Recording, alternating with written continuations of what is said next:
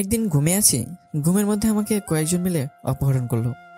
আমার সাথে এত বড় সিক্রেট হয়ে গেছে, অথচ আমি বে করে ঘুমাচ্ছি। যখন ঘুম ভাঙলো তখন থেকে কয়েকজন মেয়ে মিলে আমার দিকে ভয়ানক দৃষ্টিতে তাকিয়ে আছে। তাদেরকে দেখে মুহূর্তের মধ্যেই ঘুমের সমস্ত রেশ কেটে গেল। আমি হতভম্ব তাকিয়েছি তাদের দিকে। কি রে, এভাবে তাকিয়ে কি দেখছিস?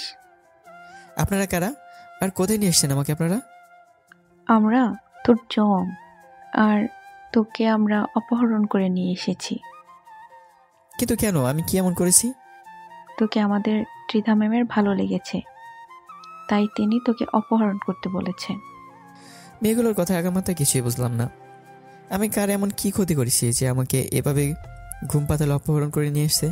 মাথায় যেন কিছুই খেলছে না। ঠিক তখনই রুমের মধ্যে সুন্দর একটা মেয়ে প্রবেশ করে। মেয়েটা রুমের মধ্যে প্রবেশ করতে সোজা হয়ে দাঁড়িয়ে গেল। এই তোরা সবাই রুম থেকে বের হ, তোদের কাজ শেষ, এবার আমার পালা। মেয়েটার কথা শুনে বুক ধুকপুক করতে লাগলো। কিসের পালার কথা বলছে মেয়েটা? আর মেয়েটার কথায় সবাই রুম থেকে বের হয়ে গেল কেন? কোনো কিছু হিসাব যেন মিলাতে পারছি না। ঠিক তখনই মেয়েটা বুক থেকে টান দিয়ে ওড়নাটা ফেলে দিল। এবার আরও ভয় পেয়ে গেলাম। এই, কি করছেন আপনি? একদম চুপ তুই। আর একটা আওয়াজও যদি গলা দিয়ে বের করেছিস তাহলে সোজা গলায় হাত দিয়ে কণ্ঠনালীতে লক বসিয়ে দিব।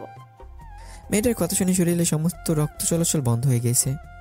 ভিতরে প্রাণ ভ্রমরটা যেন সারা শরীরে ছোটাছুটি করছে। প্রাণ ভ্রমরটা চাচ্ছে কোথাও গিয়ে লুকিয়ে পড়তে, যেখান থেকে কোনোদিন এই মেয়ে খুঁজে বের করতে পারবে না। মেয়েটা হুট করে আমার উপর ঝাঁপিয়ে পড়লো। আমি মেয়েটার কর্মকাণ্ডে দেখে পড়ে থ হয়ে গেলাম।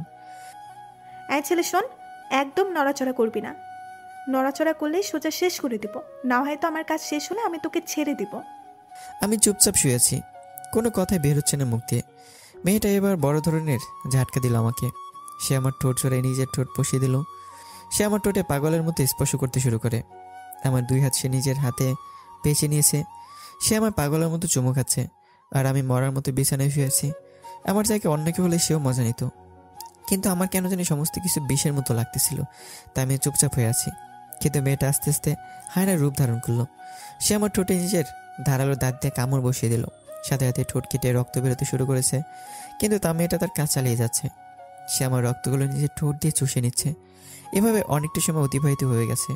একটা সময় মেয়েটা নিজের ইচ্ছায় আমায় ছেড়ে দিল। এই যে ছেলে শোন, শহরে এসেছিস কিছুদিন হলো, শহরের হাবভাব হয়তো ভালো করে কিছুই বুঝিস না। সো শোন, কারোর সাথেই ইটিস ফিটিস করতে যাবি না। আর কেউ তোর সাথে ইটিস ফিটিস করতে আসলেও বলবি যে তোর উপরে ত্রিধার হাত পড়ে গেছে। মেয়েটার কথা শুনে আবার একটা শখ খেলাম।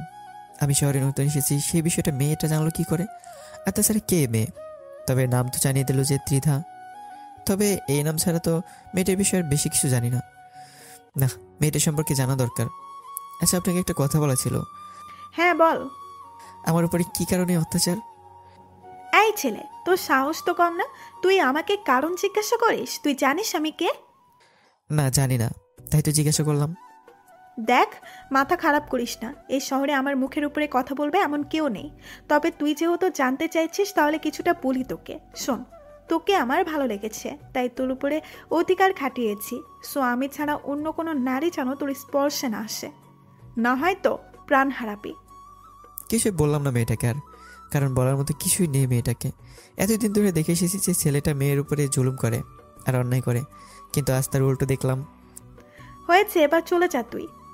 আমার গাড়ি তোকে তোর বাসা অব্দি ছেড়ে দিয়ে আসবে। আমি বিছানায় ছেড়ে উঠে বললাম। মেয়েটা আমার রুম ছেড়ে দিয়ে চলে গেল। আমি রুম থেকে বের হয়ে গেলাম। রুম থেকে বেরোতে দেখি বাসার সামনে গাড়ি দাঁড় করানো। ত্রিধা নামক মেয়েটা কি এই গাড়ির কথাই বলেছে, যে এই গাড়ি আমার বাসায় পৌঁছে দিয়ে আসবে? কিছু বুঝে উঠতে পারছি না, তাই গাড়ির সামনে দাঁড়িয়ে আছি। তখনই গাড়ির ভেতর থেকে ড্রাইভার চেঁচিয়ে উঠলো, এই বেটা, গাড়িতে উঠোস না কেন? তোরে কি ইনভাইট দিয়ে গাড়িতে উঠাইতে হইব নাকি? লোকটার কথা শুনে বুঝে গেলাম ত্রিধা নামক মেয়েটা এই গাড়ির কথাই বলেছে। আর কিছু না ভেবে গাড়িতে উঠে গেলাম। লোকটা গাড়ি স্টার্ট করতেই সেই সুন্দরী মেয়ে ত্রিধা সজোরে চেঁচিয়ে উঠল, এই ড্রাইভার, গাড়ি থামা। ত্রিধার কথা শুনে ড্রাইভার গাড়ি বন্ধ করে দিল। আর ত্রিধা সোজা ভিতর থেকে বের হয়ে এসে ড্রাইভারের কলা চেপে ধরে। এই বেটা, তোকে কে সাহস দিয়েছে ওর সাথে এভাবে কথা বলার? তোর সাহস তো দেখছি অনেক বেড়েছে। না কিছু বলি না দেখে পিঠে পাকনা গজিয়েছে। ম্যাম, আমার ভুল হয়ে গেছে, আজকের পর এমন আর হবে না। আজকের মতো সাবধান করে দিলাম। পরের বার থেকে ওর সাথে যদি কোনো ধরনের বাজে ব্যবহার করিস তাহলে সোজা পিঠের চামড়া উঠিয়ে ফেলবো। মনে রাখবি, সে আমার অনেক কাছের মানুষ। জি ম্যাম, আর কোনোদিন এমন ভুল হবে না। মেয়েটার এমন তার আচরণ দেখে বেশ অবাক হলাম, কিন্তু কিছু না বলে গাড়িতে উঠে গেলাম। ড্রাইভার গাড়ি ড্রাইভ করে আমার বাসায় ছেড়ে দিয়ে আসলো। আমি বাসায় নামতে দেখি মুন্না দাঁড়িয়ে আছে। কিরে, তুই এতটা সময় কোথায় ছিলি? আর তোর ঠোঁটের এই অবস্থা কেন? আর একটা সমস্যা হয়েছে, তাই সেটা সেরে আসলাম। কি সমস্যা? শহরে আসলি 2 দিনও হলো না, তার মাঝেই সমস্যা জড়ে গেলি? আরে না, তেমন কোনো সমস্যা না। আচ্ছা বাদ দে এখন এসব কথা, আগে বল কলেজের কি অবস্থা? আমি অ্যাডমিশন করিয়ে দিয়েছি তোকে, কাল থেকে কলেজ শুরু করিস। আচ্ছা। বাট একটা কথা মাথায় রাখিস, কলেজে অনেক সমস্যায় পড়তে হবে তোকে। একটা মেয়ে আছে কলেজে, সে খুব ডেঞ্জারাস। আর তাছাড়া সিনিয়র কিছু আছে তারা অল টাইম র্যাগিং দেয়, তাদের থেকেও একটু সাবধানে থাকিস। আর পারতপক্ষে কারোর সাথে ঝামেলা করিস না। আরে সমস্যা নেই, আর আমি কারোর সাথে ঝামেলা করব? আমার পোশাক আশাক দেখেই তো মানুষ আমার থেকে দূরে সরে যাবে। আমার মতো ছোট লোকের সাথে ওইসব কেউ করবে না। আকাশ, তুই নিজেকে এতটা ছোট করিস কেন? হ্যাঁ, তুই কি মানুষ না নাকি? আর তাছাড়া তোর সাথে আজ 1 বছর ধরে পরিচয় আমার, আমি জানি তুই মনের দিক দিয়ে অনেক বড়, সো নিজেকে একদম ছোট করবি না। আচ্ছা ঠিক আছে। তারপর মুন্নার সাথে অনেকটা সময় বসে আড্ডা দিলাম। তারপর সে চলে গেল। আর সবার তো মোটামুটি আইডিয়া হয়ে গিয়েছে যে আমি এই শহরে নতুন। তাহলে আসুন আমার পরিচয়টা আর একটু ক্লিয়ার করে দেই। আমার নাম আকাশ, অনার্স 2য় বর্ষে পড়াশোনা করছি। পরিবার বলতে কেউ নেই আমার, মানে অনাথ। তবে মানুষের কাছে এতটুকু শুনেছিলাম যে আমার মার বড় বোন নাকি বেঁচে আছে, তবে তারা কোথায় থাকে কেউ জানে না। তাদের কোনো ঠিকানায় কারো কাছে নেই। আমি ছোট থেকে একজনের কাছে মানুষ হয়েছি। তিনি আমার মায়ের মতোই ছিলেন, কিন্তু কিছুদিন আগে তিনি মারা গিয়েছেন। তাই সেই শহর ছেড়ে চলে এসেছি, কারণ সেই শহরটা আমার জন্য যন্ত্রণাদায়ক হয়ে উঠেছিল। আর বাকি সমস্ত কিছু গল্পের সাথে থাকতেই জানতে পারবেন। সেদিনের মতো রাতটা কাটিয়ে দিলাম। পরের দিন সকালবেলা ঘুম থেকে উঠে মুন্নার অ্যাডমিশন নিয়ে কলেজে চলে গেলাম। যেতে যেতে মুন্নার সাথে যোগাযোগ করে নিয়েছি সে আমার সাথে একত্রে কলেজে যায়, কারণ সে আমার ক্লাসমেট। মুন্নার আমি কলেজে গেট দিয়ে ঢুকবো, ঠিক তখনই কয়েকজন ছেলে এসে মুন্নাকে ধাক্কা দিয়ে ফেলে দেয়। এই ছেলে, তাড়াতাড়ি এখান থেকে কাল্টি মার। কলেজে নতুন মুরগি এসেছে, তাই তাকে র্যাগিং দিব। আর তুই যাতে কোনো রিয়েক্ট না করিস, তাই আগে থেকেই পানিশমেন্ট দিয়ে দিলাম। ছেলেগুলো কথা শুনে মুন্না সেখান থেকে চলে গেল। মুন্না যেতে ছেলেগুলো আমাকে ঘিরে ধরলো। কিরে ছোট লোকের বংশধর, তুই এই কলেজে চান্স পেলি কি করে রে? তোর জামা কাপড়ও তো আমাদের মতো অতটা হাই কোয়ালিটির না। আমি চুপচাপ নিচের দিকে তাকিয়ে দাঁড়িয়ে আছি। কিরে, তোর কথা কানে যাচ্ছে না? হ্যাঁ, কথার জবাব দে। আমি কোনো কথা না বলায় ঠাস করে আমার গালের মধ্যে চড় বসিয়ে দেয় সেই ছেলেটা। আমি থাপ্পড় খেয়েও চুপ। আমি গালে হাত দিয়ে দাঁড়িয়ে আছি। যাক, সম্মান দিতে জানিস তাহলে। কথা না বলায় একটা থাপ্পড় মেরেছি, কথা বললে আরো কয়েকটা খেতি। চুপচাপ থাকায় একটাই থাপ্পড় মারলাম। তবে তুই এই কলেজে আসায় আমাদের একদিকে লাভ হয়েছে, কারণ আমরা একজন পার্সোনাল কাজের ছেলে পেয়ে গেছি। তোকে যখন তখন কাজে লাগাতে পারবো। এই কি বলিস তোরা? পাশের ছেলেগুলো উদ্দেশ্য করে বলে, হ্যাঁ দোস্ত, তুই ঠিকই বলেছিস। এই শোন, আজ থেকে তুই আমাদের কর্মচারী। আমাদের জন্য সব সময় নাস্তা পানি আনা নেওয়া তুই করবি। আর এখন শোন, আমার পা অনেক ব্যথা করছে, পাগুলা টিপে দে দেখি। ছেলেগুলোর কথা শুনে মেজাজ চরম লেভেলে খারাপ হচ্ছে, কিন্তু কিছুই করার নেই। র্যাগিং করতে বাধা দিলে আরও সমস্যা হবে, তাই চুপচাপ ওদের কথা মেনে নিলাম। ছেলেরা পা টিপে দেওয়ার জন্য মন স্থির করলাম। ঠিক তখনই কয়েকটা মেয়ে এসে ছেলেগুলোকে বলল, এই যে শোনেন ভাইয়ারা, আপনারা ওকে কোনো ধরনের র্যাগিং দিবেন না, হ্যাঁ? কারণ সে ত্রিধার অনেক কাছের লোক। ত্রিধার কাছের লোক হলে আমরা কি করব? মুরগি হাতে পেয়েছি, তাকে র্যাগিং না দিয়ে থামবো না। আর তাছাড়া এই ছোট লোক ত্রিধার কাছের মানুষ কি করে হয়? আমরা এসব বানোয়াট কথা বিশ্বাস করি না। ত্রিধা এসে যদি এই কথা বলে যে সে তার কাছের লোক, তাহলে আমরা তাকে ছেড়ে দিব। আচ্ছা, আমরা ত্রিধাকে বলছি। মেয়েগুলো গিয়ে ত্রিধাকে বলে। একটু পর ত্রিধা ছেলেগুলোর কাছে আসে। এই, তোদের সমস্যা কি রে? কোনো সমস্যা নেই আমাদের, আমরা নতুন মুরগি পেয়েছি তাই র্যাগিং দিচ্ছি। তোদেরকে একবার বললাম যে হয়নি, যে সে আমার কাছের লোক। মানে কি ত্রিধা? এই ছোট লোক তোমার কাছের কেউ? এই কথা যেন কোনো মতেই বিশ্বাস করতে পারছি না। তোদের বিশ্বাস হচ্ছে না তো দাঁড়া, তোদের বিশ্বাস করাচ্ছি। ত্রিধা আমার কাছে এসে আমাকে জড়িয়ে ধরে সবার সামনে আমার ঠোঁটের মধ্যে কিস বসিয়ে দেয়। এই দৃশ্য দেখে পুরো কলেজ তো হা হয়ে তাকিয়ে আছে আমার আর ত্রিধার দিকে। পুরো কলেজে সকলেই তাক লাগিয়ে দিয়েছে ত্রিধার এমন কর্মকাণ্ড। সবার চোখ জোড়া কপাল উঠে গেছে। কিছুক্ষণ পর ত্রিধা আমাকে ছেড়ে দেয়। কিরে, এবার বিশ্বাস হলো তো? ত্রিধার প্রশ্নের উত্তর দেওয়ার পরিস্থিতি যেন কেউই নেই। সবাই হতভম্ব দাঁড়িয়ে আছে। কিরে, সবার মুখের বুলি কোথায় গেল? ত্রিধা, কি করে সম্ভব এমনটা? কি করে সম্ভব? সেটা তো নিজের চোখেই দেখলি, তাহলে আবার ছাগলের মতো চেঁচাচ্ছিস কেন? ত্রিধার কথা শুনে সবাই চুপচাপ হয়ে যায়, কারণ ত্রিধার মুখের উপরে কথা বলবে এমন কারো বুকের পাটা হয়নি। এই ছেলে, চল তুই আমার সাথে। ত্রিধা আমার হাত ধরে টানতে টানতে একটা জায়গায় নিয়ে বসায়। আমি চুপচাপ বসে আছি। শোন, কলেজের সবাই জেনে গেছে যে তোর উপরে ত্রিধার হক জমিয়েছে। আজকের পর আর কেউ সাহস করবে না তোর সাথে বেয়াদবি করার। আর তোর গাল লাল হয়ে আছে কেন? তার মানে কি সেই ছেলেগুলো তোকে র্যাকিং দিয়েছে? আমি চুপচাপ দাঁড়িয়েছি, কোনো কথা না বলে।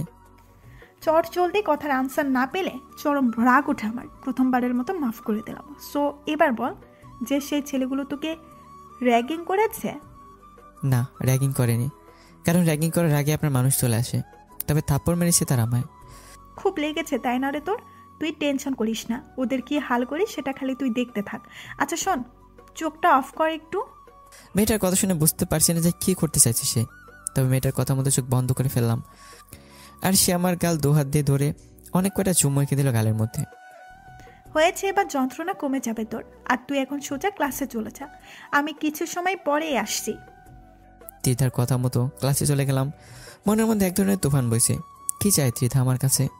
কেন সে আমার সাথে এমন অদ্ভুত আচরণ করে? হাজারটা প্রশ্ন ঘুরপাক খাচ্ছে ভেতরে, কিন্তু এর কোনো উত্তর যেন মনে হয় আমি পাবো না। তারপর ক্লাসে চলে গেলাম। স্যার এবং ক্লাসের সকলের সাথে পরিচিত হয়ে নিলাম। সবাই আমার দিকে চোখ পাকিয়ে তাকিয়ে আছে আমার ড্রেস আপ দেখে। আমি লজ্জায় মাথা নুয়ে রেখেছি। স্যার ক্লাস করতে শুরু করেছে। আজ কলেজের প্রথম দিন, কেমন যেন বেখাপ্পা লাগছে সব কিছু। তবে আশা করি সেটা সময়ের সাথে সাথে চলে যাবে। মুন্না আমার পাশে বসেছে।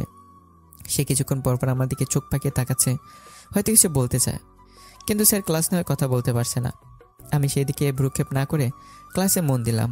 কিছু সময় ক্লাস করার পর হুট করেই সেই মেয়েটা আমাদের ক্লাসে আসে। সে মেয়েটা বলতে ত্রিধা আর কি। তারপর সে স্যারকে বলে, স্যার, আমার কিছু কথা বলার আছে সবার উদ্দেশ্যে। হ্যাঁ ত্রিধা, বলো। সবাইকে উদ্দেশ্য করে বলতেছি, এই সেকশনে একটা নতুন ছেলে এসেছে যার নাম হলো আকাশ। সে আমার প্রিয় মানুষ। ওর সাথে ইটিস পিটিস করার চেষ্টা করবে না কেউ। আমি যদি জানতে পারি যে কেউ ওর সাথে উল্টোপাল্টা কিছু করার ট্রাই করেছে, তাহলে সোজা মেরে কোমায় পাঠিয়ে দিব।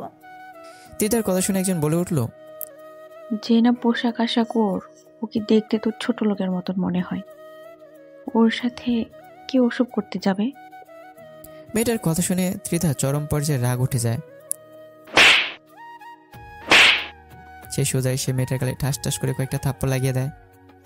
এই মেয়ে, নিজেকে কি মনে করিস? হ্যাঁ, তার পোশাক আশাক তোদের মতো নামি দামি না দেখে কি সে মানুষ না?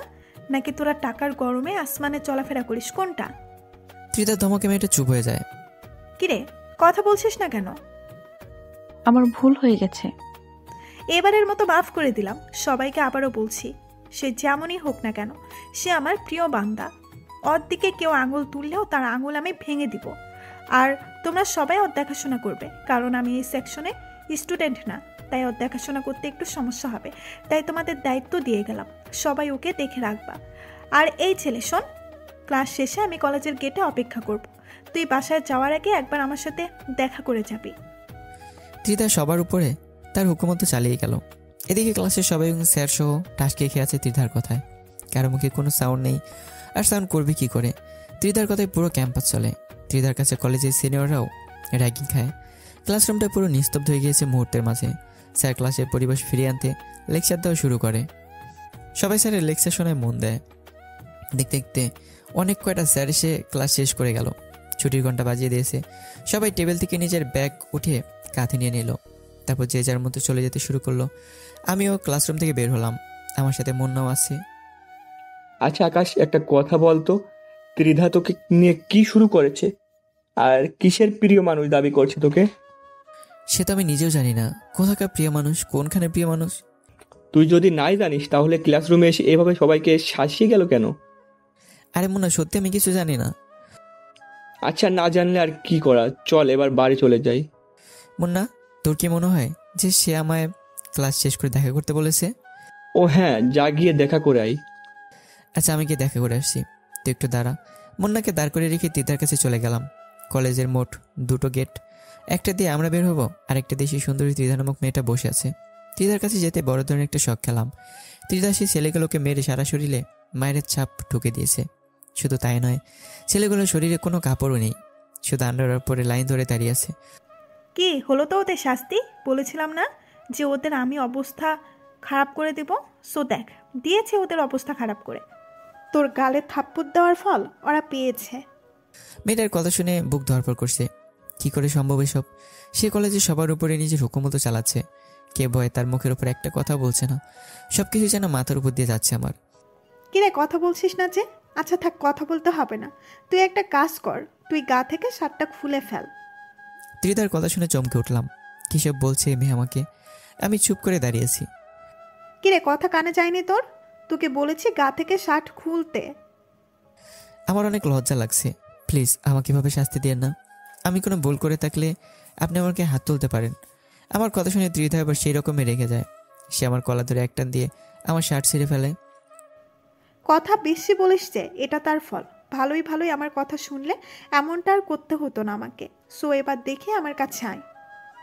আমি ঠাই সেখানে দাঁড়িয়েছি, লজ্জার মাথা কাটা যাচ্ছে এরকম অবস্থা। আশেপাশে যারা ছিল সব আমার দিকে চোখ পাকিয়ে তাকিয়ে আছে। তুই কি আমার কাছে আসবি, নাকি আবার অন্য পন্থা অবলম্বন করতে হবে আমাকে? ত্রিধার এমন কথা শুনে তাড়াতাড়ি কাছে চলে গেলাম। না হয় এবার কি যে করে বসবে কে জানে। তার কাছে যেতেই সে আমার কোমরে 2 হাত দিয়ে পেঁচিয়ে ধরলো। তারপর বুকের মাঝখান বরাবর পাগলের মতো চুমু খেতে শুরু করলো। যাদেরকে ত্রিধা শাস্তি দিয়েছে তারা চোখ পাকিয়ে তাকিয়ে আছে আমাদের দিকে। তখনই ত্রিধা বলে উঠল, এই তোরা এদিকে তাকিয়ে তাকিয়ে কি দেখছিস? হ্যাঁ, জীবনীকে আর কোনোদিন রোমান্স দেখিসনি মনে হয়। তাড়াতাড়ি সব কয়টা চোখ নামা, না হয় সব কয়টা চোখ তুলে নিব একদম। ত্রিধা ঝাটকিকে ছেলেগুলো নজর ফিরে নেয়।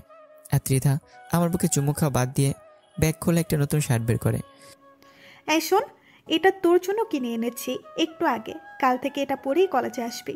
আর একটা প্যান্টও এনেছি, কাল থেকে ওসব পরে ক্লাস করবি। পুরনো জামা কাপড় আর পরবি না। এই নে প্যান্ট, আর শার্টটা তোকে আমি পরিয়ে দিচ্ছি। তারপর ত্রিধা আমায় নিজ হাতে শার্টটাও পরিয়ে দেয়। আমার ভিতরে যেন প্রবল বেগে তুফান বইছে। মেয়েটা কেন এসব করছে? সে আমার কাছ থেকে কি চায়? এই ছেলে, এত কি ভাবছিস? হ্যাঁ, ত্রিধার কথায় হুঁশ ফিরে আসে। না না, কিছু না। কিছু না হলেই ভালো।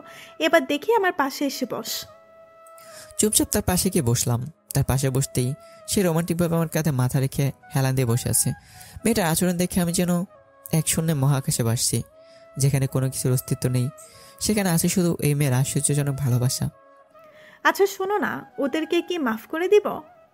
আমি তো জানি না, এদের বিষয়ে আপনি ভালো বলতে পারবেন। এই তোকে বলতে বলেছিস, সো তুই বলবি। আচ্ছা, মাফ করে দিন। এই তোরা চলে যা, তোদের মুক্তি মিলে গেছে।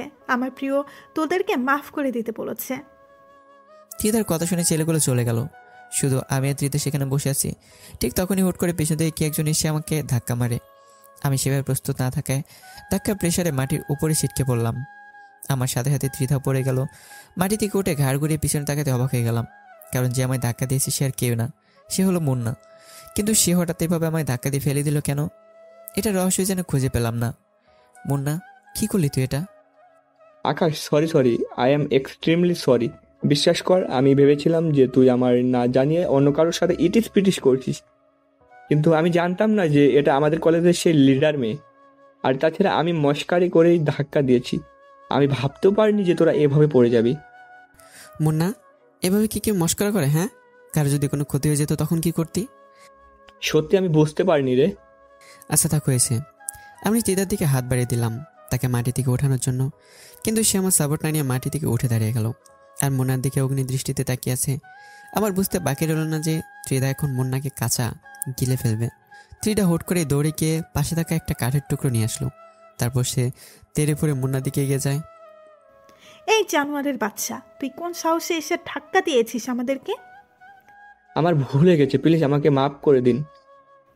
তোর মাপের গুষ্টি মারি। বলি ত্রিধা ধাম করে একটা বাড়ি বসিয়ে দেয় মুন্না শরীরে। মুন্না বাড়িকে সাথে সাথে দৌড় দিয়ে আমার পিছনে লুকায়। আকাশ প্লিজ তুই আমাকে বাঁচা, আমি ভুল করে ও মনটা করেছি, আর কোনোদিনও এমন কিছু করবো না আমি। এই যে প্লিজ আপনাকে মাফ করে দিন, সে বুঝতে পারেনি, না বুঝে এমনটা করেছে। এই ছেলে চুপ একদম। ওকে আজকে আমি জন্মের শিক্ষা দিয়ে ছাড়বো, আর তুই সরে যাওয়ার সামনে থেকে, না হয় কিন্তু তোকেও মেরে হাড়গোড় ভেঙে ফেলবো। প্লিজ আপনি শান্ত হন। এই তোর শান্তর গুষ্টি মারি, রাখ তোর শান্ত তোর কাছে। ত্রিধা আজকে পুরোপুরি কেঁপে গিয়েছে। সে দৌড়ে গিয়ে মুন্নাকে আবার মারতে শুরু করে। আমি যে তাকে বাধা দিচ্ছি সেটাতে তো মানছে না। সে মুন্নাকে মারতে মারতে মাটিতে ফেলে দেয়। ত্রিধার এমন রাগ দেখে আমার বুঝতে বাকি নেই যে আজ খারাপ কিছু ঘটবে। না, মেয়েটাকে থামানো দরকার, কিন্তু কি করে থামাবো মেয়েটাকে? মাথায় যেন কোনো কিছু কাজ করছে না, মাথায় পুরো জটলা পেকে গেছে। তৎক্ষণাৎ আর কিছু না পেয়ে ত্রিধাকে পেছন থেকে গিয়ে ঝাপটে ধরলাম। দোহাত দিয়ে তাকে পেঁচিয়ে নিয়ে শক্ত করে জড়িয়ে ধরেছি। মেয়েটা সারা শরীরে আগুনের মতো হিট হয়ে আছে। এই ছেলে তুই আমাকে ছেড়ে দে, ওকে না কেলালে আজকে শান্তি আমার লাগবে না। না, আমি আপনাকে ছাড়বো না, প্লিজ আপনি আগে শান্ত হন। মেয়েটাকে নিজের শরীরে সমস্ত শক্তি দিয়ে জড়িয়ে ধরেছি, কিন্তু সে আমার থেকে ছাড়ার পর আপ্রাণ চেষ্টা করছে, কিন্তু আমি তাকে ছাড়বো না। তবে সেও নাচর বান্দা, সেও তার কাজ চালিয়ে যাচ্ছে। শেষমেশ আর কিছু না পেয়ে ত্রিধার ঠোঁট জোড়ায় নিজের ঠোঁট বসিয়ে দিলাম। এবার সে শান্ত হয়ে গেল। অন্যদিকে মুন্নাকে হাত দিয়ে ইশারা করে চলে যেতে বলেছি। সে আমার ইশারা মতো সেখান থেকে চলে যায়। এদিকে ত্রিধা পুরো পাগল হয়ে গেছে। তার মাথা থেকে মায়ের ভূত তো নেমেছে, কিন্তু আরেকটা ভূত চেপে ধরেছে তাকে। তাকে আমি অনেকক্ষণ যাবৎ ছাড়ার চেষ্টা করছি, কিন্তু সে আমার ঠোঁট জোড়া নিজের আয়ত্তেই নিয়ে রেখেছে। তার থেকে কোনোভাবেই নিজেকে ছাড়াতে পারছে না। সে আমার ঠোঁটের অবস্থার 12টা বাজিয়ে দিয়েছে। সে হুট করে আমার ঠোঁটের মধ্যে নিজের দাঁত বসিয়ে দিয়ে তারপরে ছেড়ে দেয়। তার ধারালো দাঁত আমার পুরো ঠোঁটটাকে ক্ষতবিক্ষত করে দিয়েছে। সেই ক্ষত থেকে চুয়ে চুয়ে রক্ত পড়তে শুরু করেছে। আমি অবাক চোখে ত্রিধার দিকে তাকিয়ে আছি। এই ছেলে এভাবে তাকিয়ে থেকে কোনো লাভ নাই। সবে মাত্র তোর ঠোঁটে স্পর্শ করেছি, এখনো তোর সারা শরীর বাকি আছে।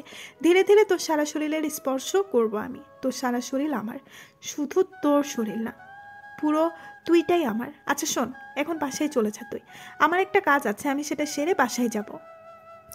আমি সেখান থেকে সোজা বাসায় চলে আসলাম। মনে মনে খালি একটা কথাই বাড়ি খাচ্ছে, এই মেয়েটা কি কোনো ভ্যাম্পায়ার নাকি? না হয়তো এমনটা করে সে, না দেখি শেষ কোথায় হয়। তারপর বাসায় এসে ফ্রেশ হয়ে নিলাম। তারপর খাবার শেষ করে বিছানায় গায়ে দিয়ে ফেসবুকিং করছি। হঠাৎই নিউজ ফিডে একটা পোস্ট সামনে এলো। অনেক কটা ছেলেকে নাকি একইভাবে মেরে গাছের সাথে লোটকে রেখেছে রংবাজ নামক কোনো একটা গ্যাংয়ের ছেলে পেলে। এই নিউজ দেখে বুকের ভিতর ছ্যাদ করে উঠলো। এই রংবাজ গ্যাং আবার কোত্থেকে উৎপত্তি হলো? এদের কি খেয়ে কোনো কাজ নাই নাকি? ধুর, মরুক সব কয়টা। এ বিষয়ে আমি নাক না ঘামালেও চলবে। তারপর কিছুটা সময় ফেসবুকিং করে ঘুমিয়ে গেলাম। বিকেলবেলা ঘুম থেকে উঠতে মুন্না ফোন দিল। আকাশ ধন্যবাদ রে আমাকে ওই মেয়ের হাত থেকে বাঁচানোর জন্য। তুই না থাকলে সেই মেয়ে আজ আমাকে মেরেই ফেলতো। আরে বাদ দে সব কথা, বন্ধুর বিপদে না আসলে কিসের কি? হ্যাঁ সেটাই। আচ্ছা শোন, কোথায় আছিস তুই? কোথায় থাকবো আবার? বাসাতে আছি।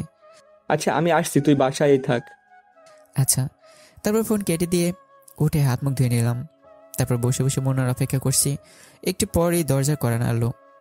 উঠে গিয়ে দরজা খুলে দিলাম। দরজা খুলতে দেখি ত্রিধা দরজার সামনে দাঁড়িয়ে আছে। ত্রিধাকে দেখে বিশাল রকমের একটা শখ খেলাম। এই আপনি এখানে কেন? সেই কৈফিয়ত কি তোকে দিতে হবে নাকি? না তা না, আসলে হঠাৎ করে আসলেন তো তাই। আমার যখন ইচ্ছা হবে আমি তখনই তোর কাছে আসবো। সো এবার ভেতরে ঢোক, আর টিভি থাকলে চালু কর। একটু পর টিভিতে একটা রোমান্টিক মুভি দিবে, দুজনে বসে বসে মুভি দেখব। আর আমি পপকর্নও নিয়ে এসেছি, সেই মজা হবে আজকে। ত্রিধার কথা মতো ভাঙ্গাচোরা টিভিটা চালু করে দিলাম। তারপর দুজনে বসে বসে টিভি দেখছি। ত্রিধা আমায় জোরে ধরে বুকের উপর মাথা দিয়ে রেখেছে। ঠিক তখনই মুন্না ঘরের ভেতর প্রবেশ করে। ত্রিধা আসায় সেই দরজাটা খুলেছি, আর লাগাইনি। মুন্না আসার সময় হাতে করে নাস্তা নিয়ে এসেছিল, তাই ত্রিধাকে দেখে নাস্তাগুলো সেভাবে ঘরের মধ্যে ফেলে রেখে এক দৌড়ে পালিয়ে যায়। এই পিয়াতো, ওই ছেলে তোর বাসায় কেন এসেছে? সে আমার বন্ধু হয় তাই এসেছে। তো এভাবে দৌড়ে পালালো কেন? আপনাকে দেখে। ওকে যা, গিয়ে ধরে নিয়ে আয়। ওকে ধরে এনে আমার সামনে হাজির কর। ত্রিধার কথা মতো বাসা থেকে বের হয়ে মুন্নাকে ফোন দিলাম। এই মুন্না, কই তুই? তোকে ত্রিধা বাসায় আসতে বলেছে, তাড়াতাড়ি বাসায়। আকাশ, আমায় কি মেরে ফেলার প্ল্যান করেছিস নাকি তোরা? আরে কী সব বলছিস? হ্যাঁ, তোকে আমরা মেরে ফেলতে যাব কেন পাগল? ত্রিধা তোকে সামনে যেতে বলেছে। সো তুই বাসায়, আর কিছুই হবে না। আমি আছি তো, তুই আমার উপর ভরসা রাখতে পারিস। আচ্ছা, আসছি। কিছুক্ষণ পর মুন্না বাসায় এলো, তাকে নিয়ে ত্রিধার সামনে গেলাম। এই যে শোন, তোর বেয়াদবির শাস্তি তোকে ভালো করে দিতে পারিনি, সো এখন তুই আমাদের জন্য কফি বানা। কিচেনে গিয়ে আমি আর আকাশ বসে বসে মুভি দেখব। আমি তো কফি বানাতে পারি না। পারিস কি পারিস না সেটা তোর ব্যাপার। তোকে বলেছি কফি বানাতে, সো কফি বানিয়ে আন, না হয়তো তোর রক্ত কফির মগে নিয়ে পান করব। ত্রিধার কথা শুনে মুন্না তাড়াতাড়ি কফি বানাতে চলে যায়। অন্যদিকে আমি গিয়ে ত্রিধার পাশে চুপ করে বসে রইলাম। কিরে, তোর সমস্যাটা কোথায়? খুবই কিসের সমস্যা? তুই এভাবে বসেছিস কেন? শুরুতে কি এভাবে বসেছিলি? না। তাহলে আগের মতো আমায় জড়িয়ে ধরে বস। ত্রিধার কথা মতো ওকে আবার জড়িয়ে ধরলাম। সে আমায় জড়িয়ে ধরে বুকের মধ্যে মাথা রাখলো। ভিতরে কেমন যেন এক ধরনের তুফান বইছে। মনে হচ্ছে যেন নিজের প্রিয় মানুষটিকে বুকে জড়িয়ে নিয়ে রেখেছি, কিন্তু সত্যি তো এমনটা না। কারণ ত্রিধার চাওয়া পাওয়া কি সেটাই বুঝতে পারছি না। এসব নিয়ে ভাবছিলাম, তখনই মুন্না কফি বানিয়ে নিয়ে এলো। ত্রিধা মুন্নার হাত থেকে কফি নিয়ে চমক দিতেই তার চেহারার রং পরিবর্তন হয়ে যায়। সে কফির মগের কফি সহ ফিক্কা মেলে ফেলে দেয়। তোদের দিয়ে আসলেই কোনো কাজ হবে না। তুই আসলেই একটা গাধা। তোর মতো গাধা দুনিয়ার জন্য একটা বোঝা। মুন্না মাথা নুয়ে রেখেছে, ভিতরে ভিতরে সে ভয় মরে যাচ্ছে। আচ্ছা শোন, তুই গাধা হোস আর যাই হোস না কেন, আকাশের দেখাশোনা আজ থেকে তুই করবি। ওর চলাফেরায় যেন কোনো ধরনের সমস্যা না হয়, তার সমস্ত প্রয়োজন তুই পূরণ করবি। তার জন্য যত টাকার প্রয়োজন হয় আমাকে জানাবি তুই। ত্রিধার কথা শুনে আমের মনে দুজনেই তাজ্জব হয়ে যায়। কি বলেছি মাথায় ঢুকেছে তোর? জি। হয়েছে, এবার আমি চললাম। আর আকাশ, তুই তাড়াতাড়ি কলেজে চলে আসবি, আমি অপেক্ষা করব কলেজে। আচ্ছা। তারপর ত্রিধা চলে গেল মুভি শেষ না করেই। ত্রিধা যাওয়ার পর অনেকটা সময় মুন্নার আমি আড্ডা দিলাম বলতে ত্রিধার বিষয় নিয়ে কথা বলেছি। তারপর রাতে মুন্নাও চলে যায়। পরের দিন সকালবেলায় উঠে ফ্রেশ হয়ে কলেজে চলে গেলাম। রিক্সা করে কলেজে যাচ্ছি, প্রায় পৌঁছে গিয়েছে কলেজে। হঠাৎ দেখি কালকে সেই ছেলেগুলো পথ আটকে দাঁড়িয়ে আছে, যাদেরকে ত্রিধা মেরেছিল। সেই ছেলেগুলো প্লাস আরও কয়েক ছেলে পেলে আছে তাদের সাথে, সবার হাতে লাঠি ছোটা। তাদেরকে দেখে আমি রিক্সা থেকে নেমে গেলাম। মামুর বেটা, আজ তোকে পেয়েছি। তোর জন্য গতকাল ত্রিধার কাছে মার খেয়েছি আমরা, সো আজ তার প্রতিশোধ নিব। আজ তোকে জমের দুয়ারে পাঠাবো। দাঁড়া তুই, দেখি আজ তোকে কে বাঁচায় আমাদের হাত থেকে। আমি চুপচাপ দাঁড়িয়ে আছি। আশা মনে 20 থেকে 25 জন ছেলে পেলে দাঁড়িয়ে আছে। দাঁড়িয়ে দাঁড়িয়ে ভাবছি কি করব, এখান থেকে দৌড় দিয়ে পালিয়ে যাব নাকি তাদেরকে প্রতিঘাত করব। ঠিক তখনই তাদের থেকে একটা ছেলে বলে ওঠে, এই মার শালাকে। আমি তখনই ডিসিশন নিতে পারিনি কি করব, কিন্তু তারা সকলে আমাকে মারার জন্য আমার দিকে তেড়ে ফুরে আসছে। আর আমি হাবলার মতো তখনও দাঁড়িয়ে আছি। কিন্তু হঠাৎ করে ছেলে পেলেগুলো আমার দিকে এগিয়ে না এসে উল্টো রাস্তা ধরে দৌড়াতে শুরু করলো। কিরে, কি হয়েছে ওদের? কিছুই তো বুঝে আসছে না, কাকে দেখে তারা এমন দৌড়াচ্ছে। আমি কৌতূহল হয়ে পিছনে ফিরতে দেখি ত্রিধা প্রায় শতাধিক ছেলেপেলে নিয়ে আমার পিছনে দাঁড়িয়ে আছে। এই ভয়াবহ দৃশ্য দেখে কলিজার পানি যেন মুহূর্তের মধ্যে শুকিয়ে গেছে আমার। অন্যদিকে যারা আমি মারতে এসেছিল তারা দড়ি ছেঁড়া গরুর মতো ছোটাছুটি করছে। কে কোন দিক দিয়ে পালাবে দিশকুল পাচ্ছে না। তখনই ত্রিধা চেঁচিয়ে উঠল, এই তোরা সবকটাকে ধরে এনে আমার সামনে হাজির কর। ত্রিধার কথা মতো তার ছেলেপেলেগুলো তাদের পিছনে ছুটে যায়, যারা পালাতে ধরেছে। আর ত্রিধা এসে আমার সামনে দাঁড়ায়। এই ছেলে, তুই ঠিক আছিস তো? হ্যাঁ, আমি ঠিক আছি। ভাগ্যিস আর একটু দেরি করলে অনেক বড় সমস্যা হয়ে যেত।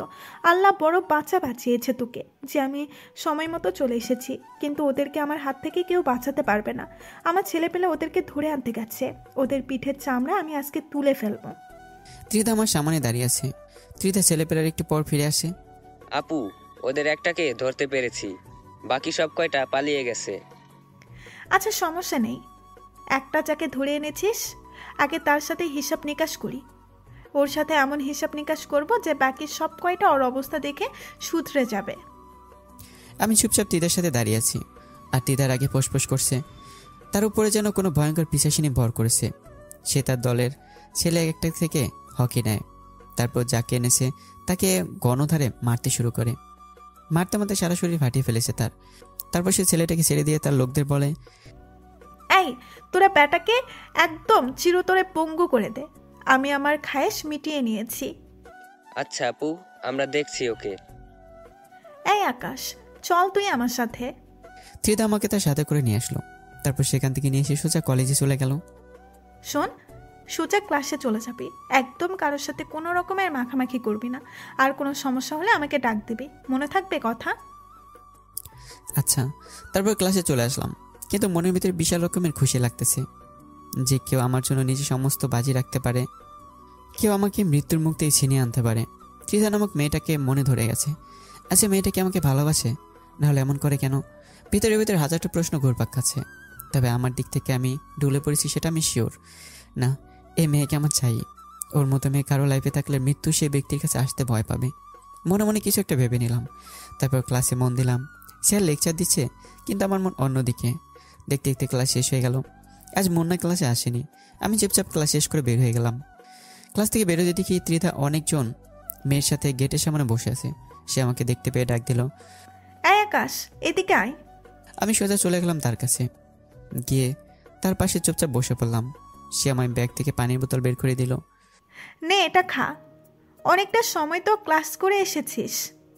আমি ভদ্র ছেলের মতো পানির বোতলটা হাতে নিয়ে গটগট করে সব খেয়ে ফেললাম। ত্রিধার সাথে মেয়েগুলো আমার দিকে তাকিয়ে আছে। এই ছেলে, তুই এতগুলো পানি খেলি কেন? নাস্তাগুলো খাবি কি করে এখন? আমি চুপচাপ মেয়েটার দিকে তাকিয়ে আছি। এভাবে তাকিয়ে লাভ নেই। পানি খেয়েছিস তো খেয়েছিস। নাস্তা শেষ করার আগে যদি উঠেছিস তাহলে সোজা খবর করে দেব। নে, হাঁ কর এবার। আমি তাজ্জব হয়ে গেলাম মেয়েটার কথায়। হা করে তাকিয়ে আছি মেয়েটার দিকে। সত্যি মেয়েটাকে আমি দেখছি ততই অবাক হচ্ছি। কিরে, কথা কানে যায়নি তোর? কি বলেছি আমি? আমি তাড়াতাড়ি হা করলাম। সে ব্যাগ থেকে নাস্তা বের করে নিজের হাতে খাওয়াতে শুরু করলো। এদিকে আমার ভিতরে ভালোবাসার ঝড় বয়ে চলেছে। ইস, মেয়েটা কিরকম খেয়াল করে আমার। সে নিজের হাতে সবটুকু খাবার আমাকে খাইয়েছে। আমাকে খাওয়া দাওয়া শেষ করে নিজের ওড়না দিয়ে মুখ মুছে দেয়। সেটা দেখে তার সাথে একজন মেয়ে বলে ওঠে, ত্রিধা, তুই কি পাগল হয়ে গেছিস? সেই কখন থেকে দেখছি তুই এই ছোট লোকটার খাতির যত্ন করছিস। তোদের মাঝে কি কিছু চলছে নাকি? আমাকে বল তো। সাদিয়া, মুখ সামলে কথা বল। ওকে নিয়ে একটা বাজে কথাও না। আর তার সাথে আমার কিছু চলেছে কি চলছে না তা দিয়ে তোদের কাজ কি? বাপরে, তুই তো দেখি অনেক পরিবর্তন হয়ে গেছিস ত্রিধা। এই ছেলে কি এমন জাদু করেছে তোকে যে এই ছেলের কারণে তুই আমাদের সাথে এভাবে কথা বলছিস? সাদিয়া, আবারও বলছি, মুখ সামলে। আর তোর এখন যা এখান থেকে। ওর সাথে আমার কিছু কাজ আছে। ওকে, ঠিক আছে, চলে যাচ্ছি। কিন্তু মনে রাখিস, এই ছেলে তোর মানিজ্যত ডুবাবে। সেটা শেষ সময় দেখা যাবে। এখন তোরা যা তো। আমি ত্রিধার ব্যবহার দেখে হা হয়ে তাকিয়েছি তার দিকে। যে মেয়ের এত পাওয়ার, সে মেয়ে আমার মতো একটা চেঁচড়া পিছনে ঘুরছে। শুধু তাই নয়, সে মেয়ে আমার জন্য তার ফ্রেন্ডেরও পিছু নিতে দুবার বাড়েনি। তার মানে কি মেয়েটা সত্যি আমাকে ভালোবাসে, না এটার পিছনে কোনো ধরনের চক্র চলছে কে জানে। না, এটা যাচাই বাছাই আমার করতেই হবে। এই ছেলে, কোথায় হারিয়ে গেলি তুই? না, কোথায় হারাবো? দেখি, আর একটু কাছে এসে বস। আমি একটু নেশা করব। মেয়েটার কথার আগে আমাদের কিছুই বুঝলাম না। তবে আমি তার সামনে গিয়ে বসেছি। সে হুট করে ঠোঁট জোরে স্পর্শ করে বসে। মেয়েটার এমন তারা কাল থেকে বুঝতে বাকি রইল না সে এটাকেই নেশা বলেছে। মেয়েটা চুমু খেয়েই চলেছে, কিন্তু আজ আমিও চুপ নেই। আমি আজ তার সাথে সায় দিচ্ছি। এতদিন সে আমার প্রেশার দিয়ে আমার ঠোঁটে স্পর্শ করেছে, কিন্তু আমি কোনোদিন দিইনি। কিন্তু আজ কেন জানি তার উল্টো করলাম। আজ তার মোহে পড়ে গেছি। পাগলের মতো চুমু খাচ্ছি দুজনকে, কিন্তু হুট করে সে আমাকে ধাক্কা দিয়ে সরিয়ে দিল। এই ছেলে, বাসায় চলে যা তুই। না, আমি যাব না। যাবি না মানে? আমি আপনাকে জড়িয়ে ধরবো। কি পাগল হয়ে গেছিস মনে হয়? না, আমার মতো মাথার সিট তোর নড়ে গেছে। সে যাই হবে হোক, আমি জড়িয়ে ধরবো। কথা যেটা বলেছিস সেটাই। সোজা এখন বাসায় চলে যাবি তুই। আচ্ছা আচ্ছা, ঠিক আছে, আমি যাচ্ছি। তারপর চলে আসতে ধরলাম সেখান থেকে, কিন্তু মেয়েটা আমার পিছন থেকে ডাক দিল। এই আকাশ, শোন। দৌড়ে চলে গেলাম তার কাছে। নে, জড়িয়ে ধর একটু করে, তারপর সোজা বাসায় চলে যাবি। ত্রিধার কথা শুনে খুশিতে নাগিন ড্যান্স দিতে ইচ্ছে করছে। তাড়াতাড়ি ত্রিধাকে জড়িয়ে ধরলাম। কিছুক্ষণ জড়িয়ে ধরে সেখান থেকে চলে আসলাম। ত্রিধার কথা মতো সোজা বাসায় চলে এসেছি। বাসায় এসে সেভাবেই শুয়ে পড়লাম। শরীর অনেক ক্লান্ত লাগছে আজকে। আর তাছাড়া খেয়ে তো এসেছি, সেভাবেই ঘুমিয়ে পড়লাম। এক ঘুমে মাগরিবের সময় উঠেছি। ঘুম থেকে উঠে হালকা পাতলা ফ্রেশ হয়ে নিলাম। তারপর পড়তে বসলাম, কিন্তু পড়ায় মন বসছে না। ভেতরে খালি একটাই জিনিস সেট হয়ে আছে, সেটা হলো ত্রিধা। ওকে ঘিরে মনের সব বাসনা এখন আমার। না, যেমনটা ভেবেছি তেমনটাই করব। হালকা পাতলা প্ল্যান মোতাবেক কাজ করলাম। দেখি কপালে কি আছে। তারপর বই খাতা উঠিয়ে রেখে সেভাবেই ঘুমিয়ে পড়লাম। পরের দিন সকালবেলা ঘুম থেকে উঠে কলেজে চলে গেলাম। গিয়ে দেখি মুন্না গেটের সামনে দাঁড়িয়েছে, কিন্তু ত্রিধাকে কোথাও দেখলাম না। হয়তো এখন আসেনি। মুন্নাকে বললাম, মুন্না তোর সাথে তো ত্রিধা মোটামুটি ফ্রি হয়েছে, তুই এই কাগজটা ত্রিধাকে দিবি, সে আসলে। আমি ক্লাসে চলে গেলাম, কারণ আমার লজ্জা করছে কাগজটা দিতে, না হয় আমি দিতাম। কি আছে এতে আকাশ? আরে তেমন কিছু না, তুই খালি এটা ওর হাতে দিলেই হবে। দেখিস উল্টো পাল্টা কিছু হলে কিন্তু পরে আমাকে কেলাবে। আরে না, কিছুই হবে না, সে একটু পরে আসবে, তুই এটা দিয়ে সোজা ক্লাসে চলে আসবি। আমি ক্লাসে আছি, মুন্না হাতে কাগজটা দিয়ে ক্লাসে চলে আসলাম। অনেকটা সময় ধরে ক্লাসের ভিতরে অপেক্ষা করছি, কিন্তু মুন্না আসছে না। ঠিক তখনই অনেক কয়টা ছেলে ক্লাসের ভিতরে ঢুকে পড়ে। তারপর তারা আমার কাছে এসে আমার কলার ধরে টানতে টানতে বাইরে নিয়ে যায়। আমি কিছু বুঝে উঠতে পারছি না যে কি হচ্ছে। তারা আমাকে ক্লাসরুম থেকে বের করে কলেজ মাঠে নিয়ে গিয়ে ইচ্ছামতো মারতে শুরু করে। এই তোমরা আমাকে মারছো কেন? তোমরা কি জানো যে ত্রিধা যদি একবার এই খবর পায় তাহলে তোমাদের কি অবস্থা হবে? আমার কথা শুনে ছেলেপেলেগুলো হাসতে শুরু করে। হাসালি ভাই তুই? ত্রিধা আপুই তোকে মারতে পাঠিয়েছে, বলেছে তোকে মেরে তোর হাত পা ভেঙে ফেলতে। কি? ত্রিধা আমায় মারতে তোমাদের পাঠিয়েছে? হ্যাঁ, তিনি তোকে মারতে পাঠিয়েছে। আমি ছেলেপেলেগুলো কথা শুনে চমকে উঠি। ঠিক সেই সময় ত্রিধা সেখানে আসে। কি রে কুকুরের বাচ্চা, তোর সাথে একটু ভালো ব্যবহার করেছি বলে তুই ধরে নিয়েছিস যে আমি তোকে ভালোবাসি? হ্যাঁ, আপনি তো আমাকে ভালোবাসেন, না হয়তো আমার কেয়ার করতেন না। আমার কথা শুনে ত্রিধা আরও খেপে যায়। সে পা থেকে জুতো খুলে আমার গালে ইচ্ছে মতো অনেক কয়টা বসিয়ে দেয়। স্যাসরার বাচ্চা, সেসব কোনো ভালোবাসা ছিল না, সেসব আমি একজনের সাথে বাজি ধরে করেছি। বাজি বলতে একটা গেম খেলছিলাম, সেখানে আমি ডেয়ার নেওয়ায় আমার ফ্রেন্ড আমাকে বলেছে তুই চোখ অফ কর, তারপর চোখ খোলার পরে ফার্স্ট যাকেই চোখের সামনে দেখতে পাবি তাকেই পটিয়ে দেখাতে হবে, তার থেকে প্রেমের প্রপোজাল নিতে হবে। সেদিন চোখ খোলার পরে তুই চোখের সামনে চলে আসিস, তাই তোর থেকে প্রপোজাল পাওয়ার জন্য এসব করতে হয়েছে আমাকে, না হয়তো তোর মতো 2 টাকার ছেলেকে কে ভালোবাসতে যাবে। আসলে ভুলটা আমারই ছিল যে আমি নিজের স্ট্যাটাস ভুলে গিয়ে তোর মতো স্যাসরার সাথে এতদিন চলেছি। না হয়তো তোর মতন ছোট লোক কোনোদিন এই আমাকে প্রপোজালটা দিতে পারতো না। যদিও গেম ফিনিশ করেছি, কিন্তু তোর থেকে প্রপোজাল পেয়ে ঘৃণা লাগছে অতিরিক্ত মাত্রায় নিজের কাছে। নিজেকে ভালো করে একবার আয়নায় দেখেছিস কখনো? নাচতে নাচতে এসেছিস আমাকে প্রপোজ করতে। কোথায় তুই আর কোথায় আমি? আমি হলাম শহরের নামকরা রং পাস গ্যাংয়ের লিডার, যার পেছনে হাজার হাজার ছেলে ঘোরে। তাছাড়া আমার বাবাও শহরের নামি দামি লোক, আর তুই সেই মেয়েকেই প্রপোজ করতে চলে এসেছিস জানোয়ার। এই মা তোরা ব্যাটাকে মেরে একদম সারা শরীর ফাটিয়ে ফেলবি ওর। ত্রিধার কথা শুনে কলিজার পানি পুরো শুকিয়ে গেছে। নিজের কাছে নিজেকে এতটা অসহায় লাগছে যা বলে বোঝাতে পারবো না। কিন্তু সে কাজটা ভালোই করলো না। আর সে আমার গ্যাংয়ের পাওয়ার দেখাচ্ছে যে সে রংবাজ গ্যাংয়ের লিডার। অথচ আমি যদি একবার নিজের ফুল ফর্মে চলে আসি তাহলে সে নিজের কবর খুঁড়ে নিজেকেই দাফন করে দেবে। ছেলেপেলেগুলো আমাকে বেধড়ক মারতে শুরু করে, আর আমি অসহায়ের মতো মার খেয়ে চলেছি। মোনা পাশে দাঁড়িয়ে আছে, সে আমাকে বাঁচানোর জন্য জেগে আসবে সেই সাহসও সে করতে পারছে না। তারা আমায় মারতে মারতে সারা শরীর ফাটিয়ে ফেলে, তাও তাদের খাইশ মেটেনি। আমি পাগলের মতো মাটির উপরে পড়ে গেলাম, এখনও যেন জ্ঞানটা হারিয়ে ফেলবো আমি। ঠিক তখনই একটা ছেলে আমার তলপেট বরাবর সজোরে এক লাথি মারে। লাথিকে মাকে বলে চিৎকার করে উঠলাম। এত ভয়ঙ্কর রকমের যন্ত্রণা ছিল যে টিকতে না পেরে বমি করে দিলাম। তারা আমার এই ভয়াবহ অবস্থা দেখে মুক্ত করে দিল আমাকে। এই থাক, আর মারিস না ছোট লোকটাকে, না হয়তো পরে সোজা উপরেই চলে যাবে, তারপর আরেক বিপদ বাঁধবে তখন। ত্রিধার কথা মতো ছেলেপেলেগুলো মারা বন্ধ করে দেয়। তারপর তারা চলে যায়। তারা চলে যেতে মুন্না দৌড়ে আসে আমার কাছে। এ আকাশ, ঠিক আছিস তো তুই? দেখি উঠে দাঁড়া। মুন্না আমার হাত ধরে আমাকে মাটি থেকে ওঠায়। মুন্না, আমার একটু পানি খাও প্লিজ, আমার ভিতরে অনেক অশান্তি লাগছে। তুই দাঁড়া, আমি 1 মিনিটের মধ্যে পানি আনছি। মুন্না দৌড়ে গিয়ে আমার জন্য পানি আনে, তারপর সেই পানিটা খাইয়ে দেয়। এ আকাশ, তোর অবস্থা তো বেশি একটা ভালো না, চল তোকে নিয়ে হাসপাতালে যাই। তার কোনো প্রয়োজন নেই, তুই ক্লাসে চলে যা, আর আমি বাসায় চলে যাচ্ছি। এ আকাশ, তুই কি পাগল হয়ে গেলি? হ্যাঁ, তোর শরীরের অবস্থা একবার দেখেছিস তুই? মুন্না, আমি তোকে বলেছি তুই ক্লাসে চলে যা। না, আমি ক্লাসে যাব না, আমি এখন তোকে নিয়ে সোজা হসপিটালে যাব। এই মুন্না, তোকে আমি বলেছি ক্লাসে যেতে, তুই তারপরে আমার মুখের উপর কথা বলছিস কোন সাহসে? মুন্না আমার ভয়ঙ্কর চেহারা দেখে ভয় পেয়ে যায়। আচ্ছা আচ্ছা, আমি ক্লাসে যাচ্ছি, কিন্তু প্লিজ তুই সোজা গাড়ি নিয়ে বাসায় চলে যা। হ্যাঁ, আমি বাসায় চলে যাবো, তুই এখন ক্লাসে যা। আচ্ছা, চললাম। মুন্না ক্লাসে চলে গেল, আর আমি সেখান থেকে চলে আসলাম। মাথা যেন চরকির মতো ঘুরপাক খাচ্ছে। সচ্ছলভাবে হাঁটা শক্তিটুকু হারিয়ে ফেলেছি, কিন্তু তাও আমি নিজের জোরে কলেজ থেকে বেরিয়ে গেলাম। কারণ এত পরিমাণে লজ্জা লাগছে যা নিজের কাছে, যা বলে বোঝাতে পারবো না। তারা যখন আমায় মেরেছে তখন পুরো কলেজ আমার দিকে চোখ পাকিয়ে তাকিয়েছিল। আজকের পর পুরো কলেজ আমাকে বাঁকা চোখে দেখবে। সবার চোখে কালার হয়ে গেলাম এই যাত্রায়। রাস্তা দিয়ে হাঁটছে, এইসব কথা ভাবছি। কিন্তু হঠাৎই মাথাতে বিশাল রকমের চক্কর দিয়ে উঠলো। আমার সমস্ত দুনিয়াদারি ঘুরতে শুরু করলো। চোখে যেন আর কিছুই দেখতে পারছিলাম না। হুট করে মাথায় হাত দিয়ে রাস্তায় বসে পড়লাম। ঠিক তখনই কোত্থেকে যেন অল্প বয়সী একটা মেয়ে দৌড়ে আসে আমার দিকে। এই যে, কি হয়েছে আপনার? আর আপনার সারা শরীরে এসব কিসের দাগ?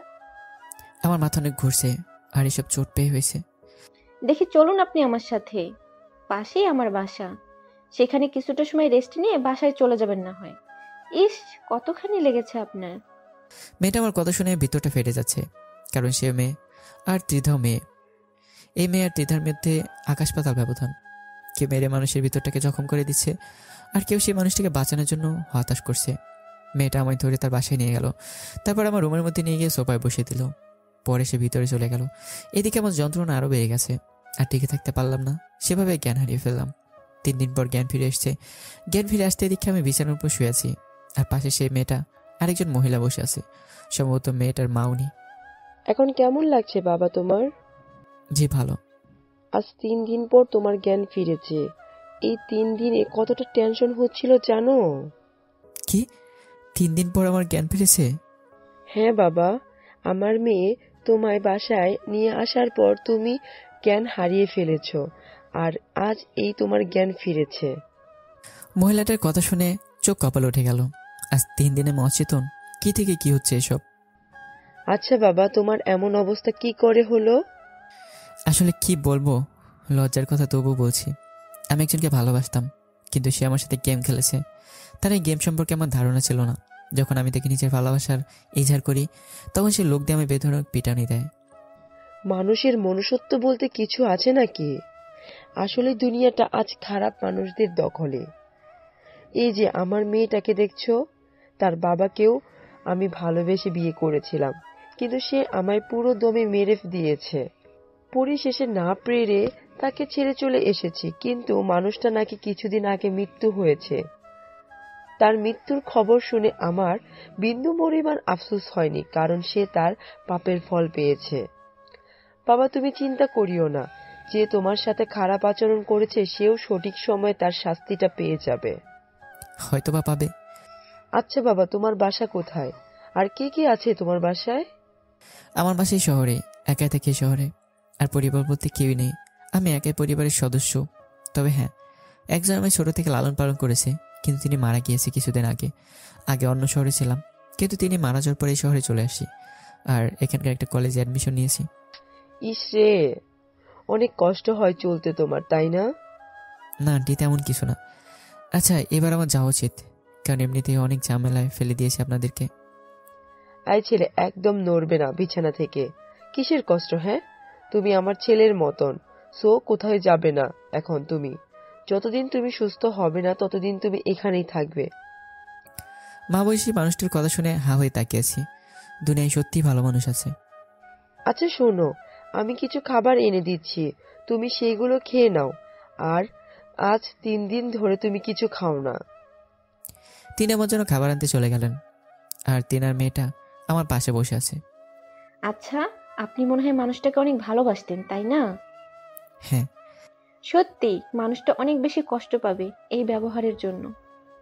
অবশ্যই সে বুঝবে একদিন। এভাবে কয়েকটা দিন কেটে গেল বাড়ির মানুষগুলোর সাথে। মানুষগুলো সত্যি অনেক ভালো। আমায় সুস্থ করার জন্য তারা আপ্রাণ চেষ্টা করেছে। আজ একটু সুস্থতা অনুভব করছি। সেসব কিছু ক্রেডিট এই দুটো মানুষের। এসবের মাঝে আমার ফোনটা কোথায় যেন হারিয়ে ফেলেছি। ঠিক তখনই আন্টির মেয়ে এসে আমায় ফোনটা দিল হাতের মধ্যে। আপনি ফোন কোথায় পেলেন? আপনাকে বাসায় এনেছিলাম যেদিন, সেদিন আপনার পকেট থেকে ফোনটা সোফায় পড়ে যায়। পরে আমি সেটা সামলে রাখি। ধন্যবাদ। মেয়েটার হাত থেকে ফোনটা নিলাম। ফোনটা অফ হয়ে গেছে। পাওয়ার বাটন ক্লিক করে ফোনটা ওপেন করলাম। ফোন অন করতে দেখি মুন্নার প্রায় শতাধিক কল। এটা দেখে মাথা আবার চক্কর দিয়ে উঠল। আচ্ছা, এই যে শোনেন, আমার একটু বের হতে হবে, কারণ আমার ফ্রেন্ড আমায় না পেয়ে হতাশ হয়ে আছে। আচ্ছা, আমি আম্মুকে বলছি। মেয়েটা গিয়ে তার আম্মুকে বলল। তার মা আমার কাছে আসে। এই ছেলে, কোথায় যাবে তুমি? আমার একটু কলেজে যেতে হবে, কারণ আমার ফ্রেন্ড অনেক চিন্তা করছে আমার জন্য। আচ্ছা ঠিক আছে, কিন্তু কলেজ থেকে সোজা আবার এখানে ফিরে আসবে। আর তুমি যাওয়ার সময় সাথে করে তিন্নিকে নিয়ে যাবে, কারণ তোমার অবস্থা ভালো না। তিন্নি সে মেয়েটার নাম যে আমাকে বাসায় এনেছে। আচ্ছা, তারপর তিন্নিকে সাথে নিয়ে কলেজে চলে গেলাম। আর মুন্নার নাম্বারে মেসেজ করে বললাম কলেজের মাঠে আসতে, যদিও সে এখন কলেজেই থাকবে, কারণ এখন কলেজ টাইম। কলেজে গিয়ে অপেক্ষা করতে লাগলাম মুন্নার জন্য। একটিবার মুন্না ক্লাসরুম থেকে বের হয়ে আসলো। এ আকাশ, এতদিন কোথায় হাওয়া হয়ে গেছিলি তুই? তোর বাসায় গিয়ে খোঁজ করে এসেছি, কিন্তু তোর কোনো খোঁজ পাইনি। আর তাছাড়া নাম্বারে তো কতবার কল দিয়েছি, তা আল্লাহই জানে। আরে ছিলাম এক জায়গায়। আচ্ছা বাদ দে এখন এসব কথা, কি খবর বল? হ্যাঁ, আসি কোনো রকম। তোর কি অবস্থা? আর তোর পাশে কেউ নেই? আমি ভালো আছি, আর সে হবে একজন। ছাড় ওনার কথা, চল কোথাও কি বসে কথা বলি। তারপর মুন্নার আমার সহ কলেজের গণ্ডিতে একটা বড় গাছ আছে, সেটা নিচে গিয়ে বসলাম। তারপর সেখানে বসে অনেকটা সময় কথাবার্তা বললাম। আচ্ছা থাক মুন্না, তুই আজকের মতো চলে যাই, কাল থেকে আবার কলেজ রানিং করব। আচ্ছা ঠিক আছে। মুন্নাকে বিদায় দিয়ে আমি আর তিনি চলে আসতে ধরলাম। ঠিক তখনই দেখি গেটের সামনে ত্রিধা দাঁড়িয়ে অনেক কটা মেয়ের সাথে আছে। সে আমাকে দেখে হা হয়ে তাকিয়ে আছে আমার দিকে। আমি তাকে দেখে না দেখার ভান করে নুইয়ে বের হয়ে গেলাম, কিন্তু সে পেছন থেকে এসে আমার শার্টের কলার টান দিল। কি রে ছোট লোক, তুই আবারও এই কলেজে? তোর কি লজ্জা শরম বলতে কিছু নেই নাকি? না মার খেয়েও তোর শিক্ষা হয়নি কোনটা? আর সাথে দেখি সুন্দরী মেয়ে নিয়েও ঘুরিস। কলার ছাড়েন, আমি বাসায় যাব। আর আমি কাকে নিয়ে করবো সেটা আমার বিষয়। কি তুই আমার মুখের উপরে কথা বলিস? তোর সাহস তো দেখে অনেক বেড়ে গেছে। সাহসের কিছুই দেখেননি এখনো, সো ভালোই ভালোই নিজের কাজ করেন। ত্রিধা আমার কথা শুনে চরম লেভেলে রেগে যায়। সে আমার গালে ঠাস করে একটা থাপ্পড় বসিয়ে দেয়, কিন্তু তার আগে তিন্নি তার হাত ধরে ফেলে। এই মেয়ে, হ্যাডামগুলো অন্য কোথাও গিয়ে দেখা। ওনার গায়ে একটা ফুলের টোকা লাগলেও হাত ভেঙে গলায় ঝুলিয়ে দেব। এই মেয়ে, কে তুই? আর তুই কোন সাহসে আমায় বাধা দিস? এখন তো খালি বাধা দিয়েছি, পরের বার সোজা গালের চামড়া তুলে ফেলবো। শোন, সবার উপরে হুকুম মতো চলে না, মাথায় রাখবি। সো চললাম এবার। এই, আপনি চলেন। তিন্নি আমাকে নিয়ে সেখান থেকে চলে আসে। তিনের আচরণে ত্রিধা পুরো রেগে মেগে আগুন। সে পিছন দিকে চেঁচিয়ে বলে, তোরা আজ দুইটা বাসায় যাস কি করে তা আমিও দেখব। একবার তো ছোট লোক তোকে মেরেছি, এবার আবার মারও খাবি তুই। সাথে তোর সাহসী বডিগার্ডটাকেও দেখে নেব। ত্রিধার কথা শুনে তিন্নি যেতে যেতে পিছন ফিরে বলে, ঠিক আছে, দেখা দেখি তোর ক্ষমতা। আমিও তোর ক্ষমতা দেখতে চাই। এই যে তিন্নি চলেন, ওর মতো ফালতু মেয়ের কথা না ভাবে ভালো। তারপর তিন্নিকে নিয়ে হাঁটা দিলাম সেখান থেকে। রিক্সা করে বাড়ি ফিরছি, ঠিক তখনই দেখি রাস্তায় অনেকগুলো ছেলে পেলে দল বেঁধে আমাদের পথ আটকায়। কিরে আকাশের বাচ্চা, অনেক উঠতেছিস বলে তুই? কিরে, তোদেরকে ত্রিধা পাঠিয়েছে মনে হয়? কে পাঠিয়েছে সেসব তোর ভাবতে হবে না। আমাদের কাজ হচ্ছে তোকে কেলানো। সো এবার পাক্কা মার্ডার হবি তুই আমাদের হাতে। আচ্ছা ঠিক আছে, দেখি কত বড় বুকের পাটা তোদের, আমায় মেরে দেখা। তিনি আপনি রিক্সায় বসুন, ওদেরকে আমি দেখছি। আমার কথা শুনে ছেলেপেলেগুলো আরও খেপে যায়। বেশ কয়েকজন ছেলেপেলে তেড়ে ফুরে আসে আমাকে মারার জন্য। আমি চুপচাপ দাঁড়িয়ে আছি। দিনের ছেলেপেলেগুলো আমার সামনে আসে, তখনই সব কয়টা লাশ হয়ে মাটির উপরে আছড়ে পড়ে। এই দৃশ্য দেখে সবাই থতমত খেয়ে যায়।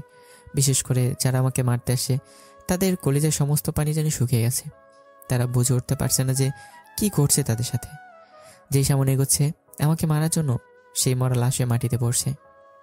কিরে, মারবি না তোরা আমায়? আয় মার দেখি এবার। এই ছেলে, কি চাল চেলেছিস তুই? তাড়াতাড়ি বল আমাদের, না হয় কিন্তু অনেক খারাপ হয়ে যাবে। আরে শোন, আমার কোনো চাল চালার প্রয়োজন হয়নি। চাল চালার আগেই তোদের অনেকের অবস্থা নরকে পরিণত হয়ে গেছে। আর চাল চাললে তো এখন আমার সাথে দাঁড়িয়ে কথা বলার মতো পরিস্থিতিতে থাকতে পারতি না। মানে কি? কে তুই? আর আমাদের ছেলেপেলের এমন ভয়ঙ্কর অবস্থা হচ্ছে কেন? আমি কি সেটা শুনলে তোরা নিজেরাই আজরালকে ডেকে এনে বলবি তোদের যান কবজ করে নিয়ে যেতে? তুই কিন্তু অতিরিক্ত করে ফেলছিস। এর ফল কিন্তু তোকে ভোগ করতে হবে। আর তুই আমাদের কিছু সংখ্যক ছেলেকে মেরে নিজেকে মহান কিছু দাবি করিস না। মনে রাখিস, এখনো আমার পিছনে অনেক কয়জন ছেলে পেলে দাঁড়িয়ে আছে। আরে পাগলা, তুই আমাকে ছেলে পেলে পাওয়ার দেখাচ্ছিস না? চুপ করে আসি দেখে পেয়ে বসেছিস কোনটা? যেমনটা ভাবিস তুই, কিন্তু এটা পাকাপোক্তভাবে লিখে রাখ যে আজ আমার ছেলে পেলের হাতেই তোর মৃত্যু হবে। আচ্ছা ঠিক আছে, সে না হয় তুই মারিস আমাকে, কিন্তু একবার ভালো করে নিজের পেছনে তাকিয়ে দেখতো। আমার কথা মতো ছেলেটা পিছনে ফিরে, কিন্তু সে পিছনে তাকাতেই তার নজর সেদিকে আটকে যায়। কারণ সে দেখতে পায় তার ছেলে পেলের পিছনে বিশাল একটা রাক্ষসের দল দাঁড়িয়ে আছে, সব কয়টার হাতে মেশিন। যেই মেশিন তারা বাপের জন্মেও দেখেনি। কিরে, কিছু দেখতে পেলি? আমার কথা শুনে ছেলেটা জায়গায় দাঁড়িয়ে থরথর করে কাঁপতে শুরু করে। ভাই, কে তুই? আর দানবের মতো ছেলে পেলেগুলা কে?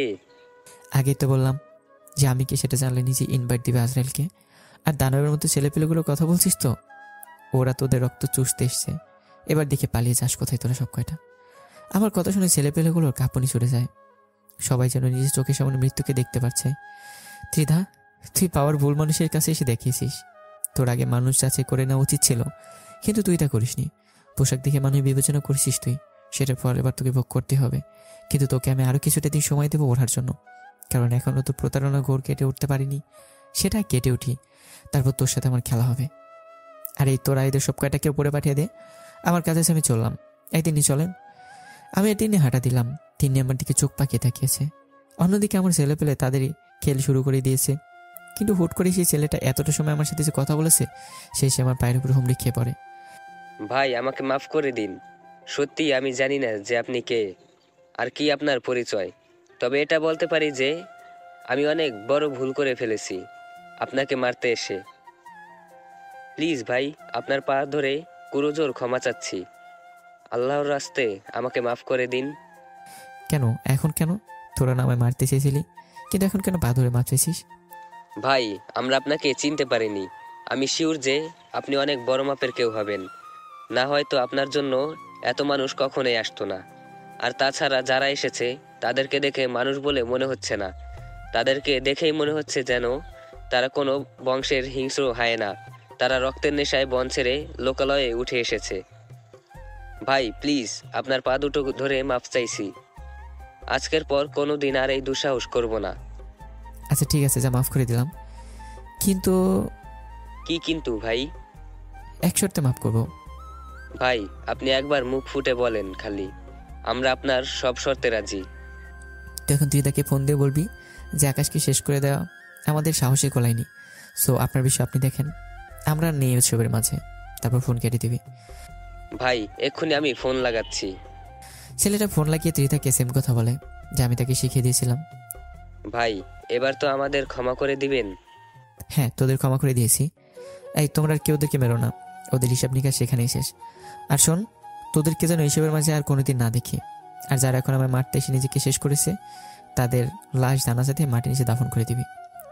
ভাই, আপনার হুকুম যেমন করেছেন আমরা তেমনই পালন করব। আমার কথা মতো ছেলেপেলেগুলো তাদের সহপাঠীদের নিয়ে চলে যায়, আর আমার ছেলেপেলেরাও চলে যায়। এদিকে আমি রওনা হয়ে তিন্নি কিনে বাসার উদ্দেশ্যে। যেতে যেতে তিন্নি আমাকে জিজ্ঞাসা করে, আচ্ছা, আমার কিছু জানার ছিল। হ্যাঁ বলেন। আচ্ছা, আপনি কে বলেন তো? আর এত ছেলে পেলে আপনার পক্ষ হয়ে আসলো, তার মানেটা তো বুঝলাম না। সত্যিটা বলবো নাকি মিথ্যা বলবো? অবশ্যই সত্যিটা বলবেন। আমি ঘুমিয়ে যাওয়া কোনো ভয়ঙ্কর চিতাবাঘ, যার পিছনে হাজারো ছেলে পেলে কাজ করতো, কিন্তু এখন এইসব কিছুতে নেই। এখন একদম সাধারণ জীবনযাপন করছি, আর ছেলেপেলেগুলো আমার খবর পেয়ে এসছে। ঘুমিয়ে যাওয়া ভয়ঙ্কর চিতাবাঘ বলতে কি বুঝালেন? ঠিক বুঝলাম না। আর হাজার হাজার ছেলে পেলে কেন আপনার জন্য কাজ করতো? সেসব না হয় পরে একসময় জানতে পারবেন। এখন চলেন বাসায় যাই। আচ্ছা ঠিক আছে, চলেন। তিনি কিনে বাসায় চলে আসলাম। তিন্নির মা তিন্নি কেমন যেন আপন হয়ে গেছে আমার কাছে। এই দুজন মানুষকে যখন ছেড়ে যাব, তখন হয়তো মনের ভিতরে বিশাল পাহাড় যেমন কষ্ট নিয়ে যেতে হবে। এসব ভাবতে ভাবতে বাসায় চলে আসলাম। বাসায় যেতে দেখি আন্টি খাবার দাবার রেডি করে রাখছে। মানুষটা একদম আমার লালন পালন করা মায়ের মতন। ওনাকে দেখে কেমন যেন মায়ের ফিল আসে। শুধু তাই নয়, অনেক কষ্ট হয় তাদের এই অবস্থা দেখে। স্বামী নেই, কতটা কষ্ট করে জীবনযাপন করছে তিনারা। মনে মনে ঠিক করে নিলাম যে এখান থেকে যাওয়ার আগে ওনাদের কিছু একটা করে যাব। বাসায় এসে ফ্রেশ হয়ে খেতে বসলাম। আন্টি খাবার বেড়ে দিচ্ছে। আন্টি, আপনি তিনিও আমাদের সাথে খেতে বসেন। না বাবা, অনেক কাজ আছে, সেই সব শেষ না করে খাওয়া দাওয়া করা হবে না। আরে বাদ দিন না কাজ, আগে আমার সাথে খেয়ে নিন দুটো করে, তারপর না হয় কাজ করবেন। দরকারে আমি আপনাদের সাহায্য করব। বাবা, তুমি সত্যি লক্ষ্মী একটা ছেলে। তোমায় কে গর্ভ ধরেছে আর জানি না, তবে বড়াই করে বলতে পারে সে সার্থক মা।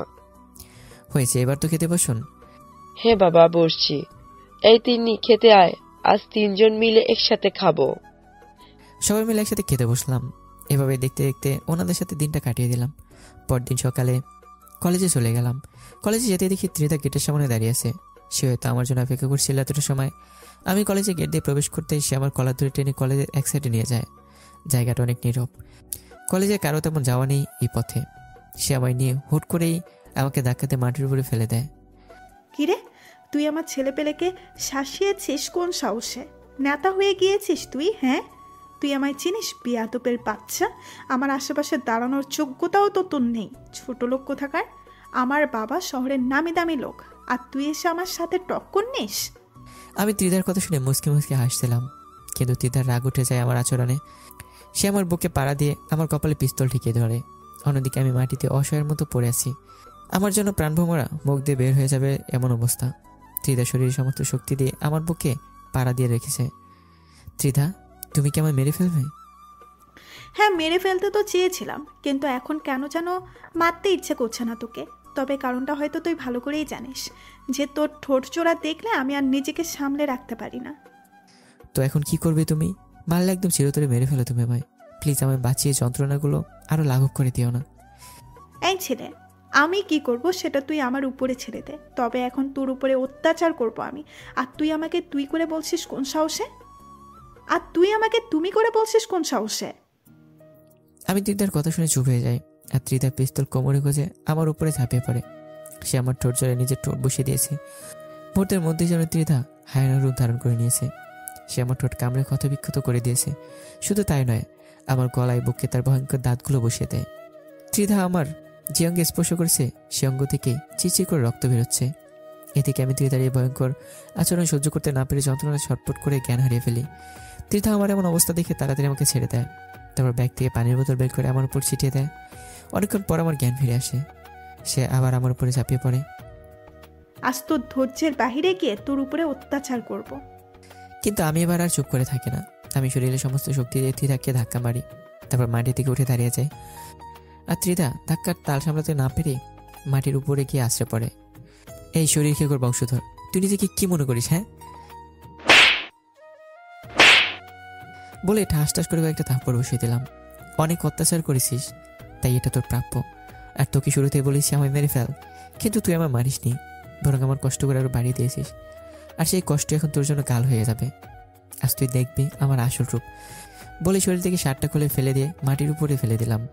তারপর ত্রিধার উপরে ঝাঁপিয়ে পড়লাম অট্ট একটা হাসি দিয়ে। এই ছেলে, কি করতে চাইছিস তুই আমার সাথে?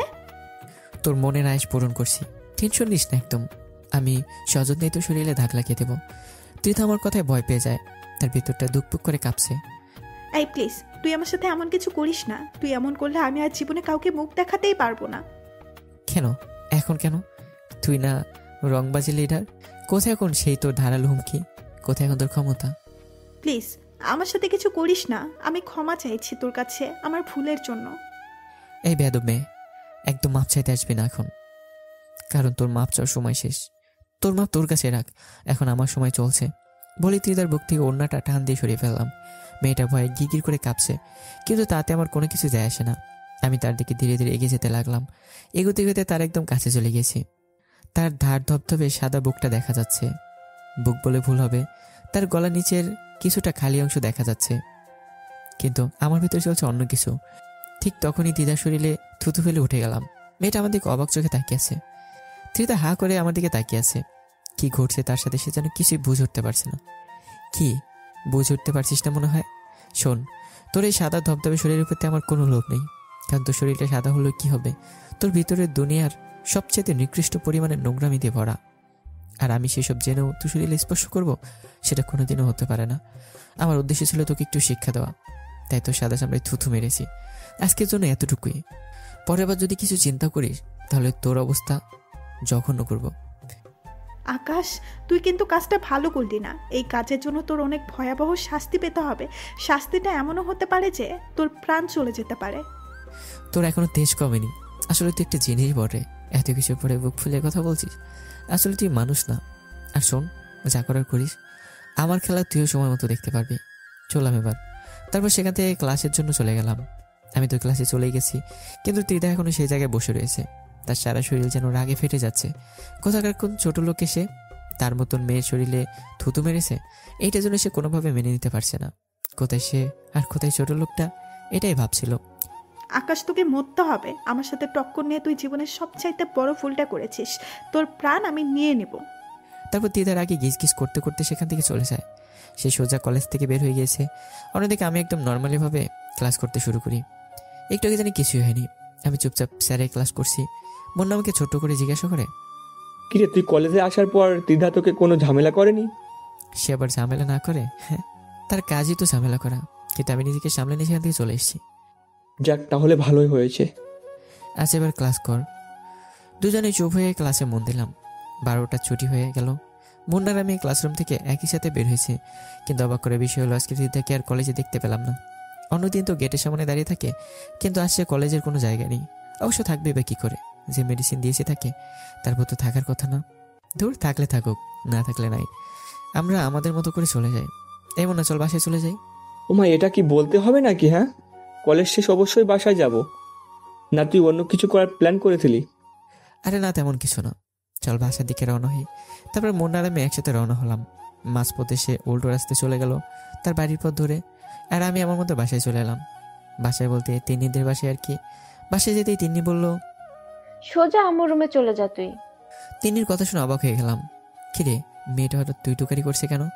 কিন্তু তাকে কিছু জিজ্ঞাসা না করে সোজা আন্টির কাছে চলে গেলাম। আন্টি, আপনি কি আমার খোঁজ করছিলেন? হ্যাঁ, আমার কাছে এসো, বসো। আন্টির কথা মতো তার কাছে গিয়ে বসলাম, কিন্তু আমাকে অবাক করে দিয়ে চাপটে জড়িয়ে ধরে কান্না করে দিল। আমি হা হয়ে তাকিয়েছি ওনার দিকে। হঠাৎই মামের কি হলো কে জানে। আন্টি, কি হয়েছে বলুন তো? তিন্নিরা মামার কথা শুনে আমাকে ছেড়ে দেয়, তারপর পিছন থেকে আমার মানি ব্যাগটা বের করে আমার হাতে দেয়। আন্টি, এটা তো আমার মানি ব্যাগ, যা আমি রুমে রেখে গিয়েছিলাম কলেজে যাওয়ার আগে, কিন্তু আপনি এটা আমায় দিচ্ছেন কেন? কারণ আমি রুম গোছাতে গিয়ে তোর মানিব্যাগটা সামনে পড়ে, তারপর সেটা হাতে নিতেই মানিব্যাগের ভেতর থেকে সাজিয়ে রাখা একটা ছবি চোখের সামনে দেখতে পাই। আন্টি, এটা তো আমার মায়ের ছবি। আমায় যে মা লালন পালন করেছিল, তিনি আমায় এই ছবিটা দিয়ে বলেছিল এটা নাকি আমার আসল মা। তুই কি কখনো তোর মার খোঁজ করিসনি? কি করে খোঁজ করব, কারণ ছবিটা তো অনেক আগের ছবি, আর সেই ছবি দিয়ে একটা মানুষকে কি করে খুঁজে বের করা সম্ভব নাকি? আর তাছাড়া এটা নাকি মায়ের বিয়ে করার পরপরই তোলা পিক। এতদিনে মানুষটা বেঁচে থাকলে তার চেহারা কতটা পরিবর্তন করেছে সেটা আল্লাহই ভালো জানে। এই ছবিতে একটা মানুষকে খুঁজে বের করা অসম্ভব, তাই আর খোঁজ করিনি। বেয়াদব ছেলে, ইচ্ছে করছে তোর কানটা টেনে ছিঁড়ে দিতে। কেন আন্টি, আমি আবার কি করেছি? কারণ তোর কাছে যে ছবিটা আছে সেই ছবিটার মানুষটা হলাম আমি, আর এই ছবিটা আমার বিয়ের পর তোর বাবা তুলে দিয়েছিল। আন্টির মুখে এমন কথা শুনে পায়ের নিচ থেকে যেন আমার মাটি সরে গিয়েছে এমন অবস্থা। আমি হা হয়ে তাকিয়েছি তেনার দিকে। আমার কলিজা ধুকপুক করে কাঁপছে। কি রে, মাকে জড়িয়ে ধরবি না?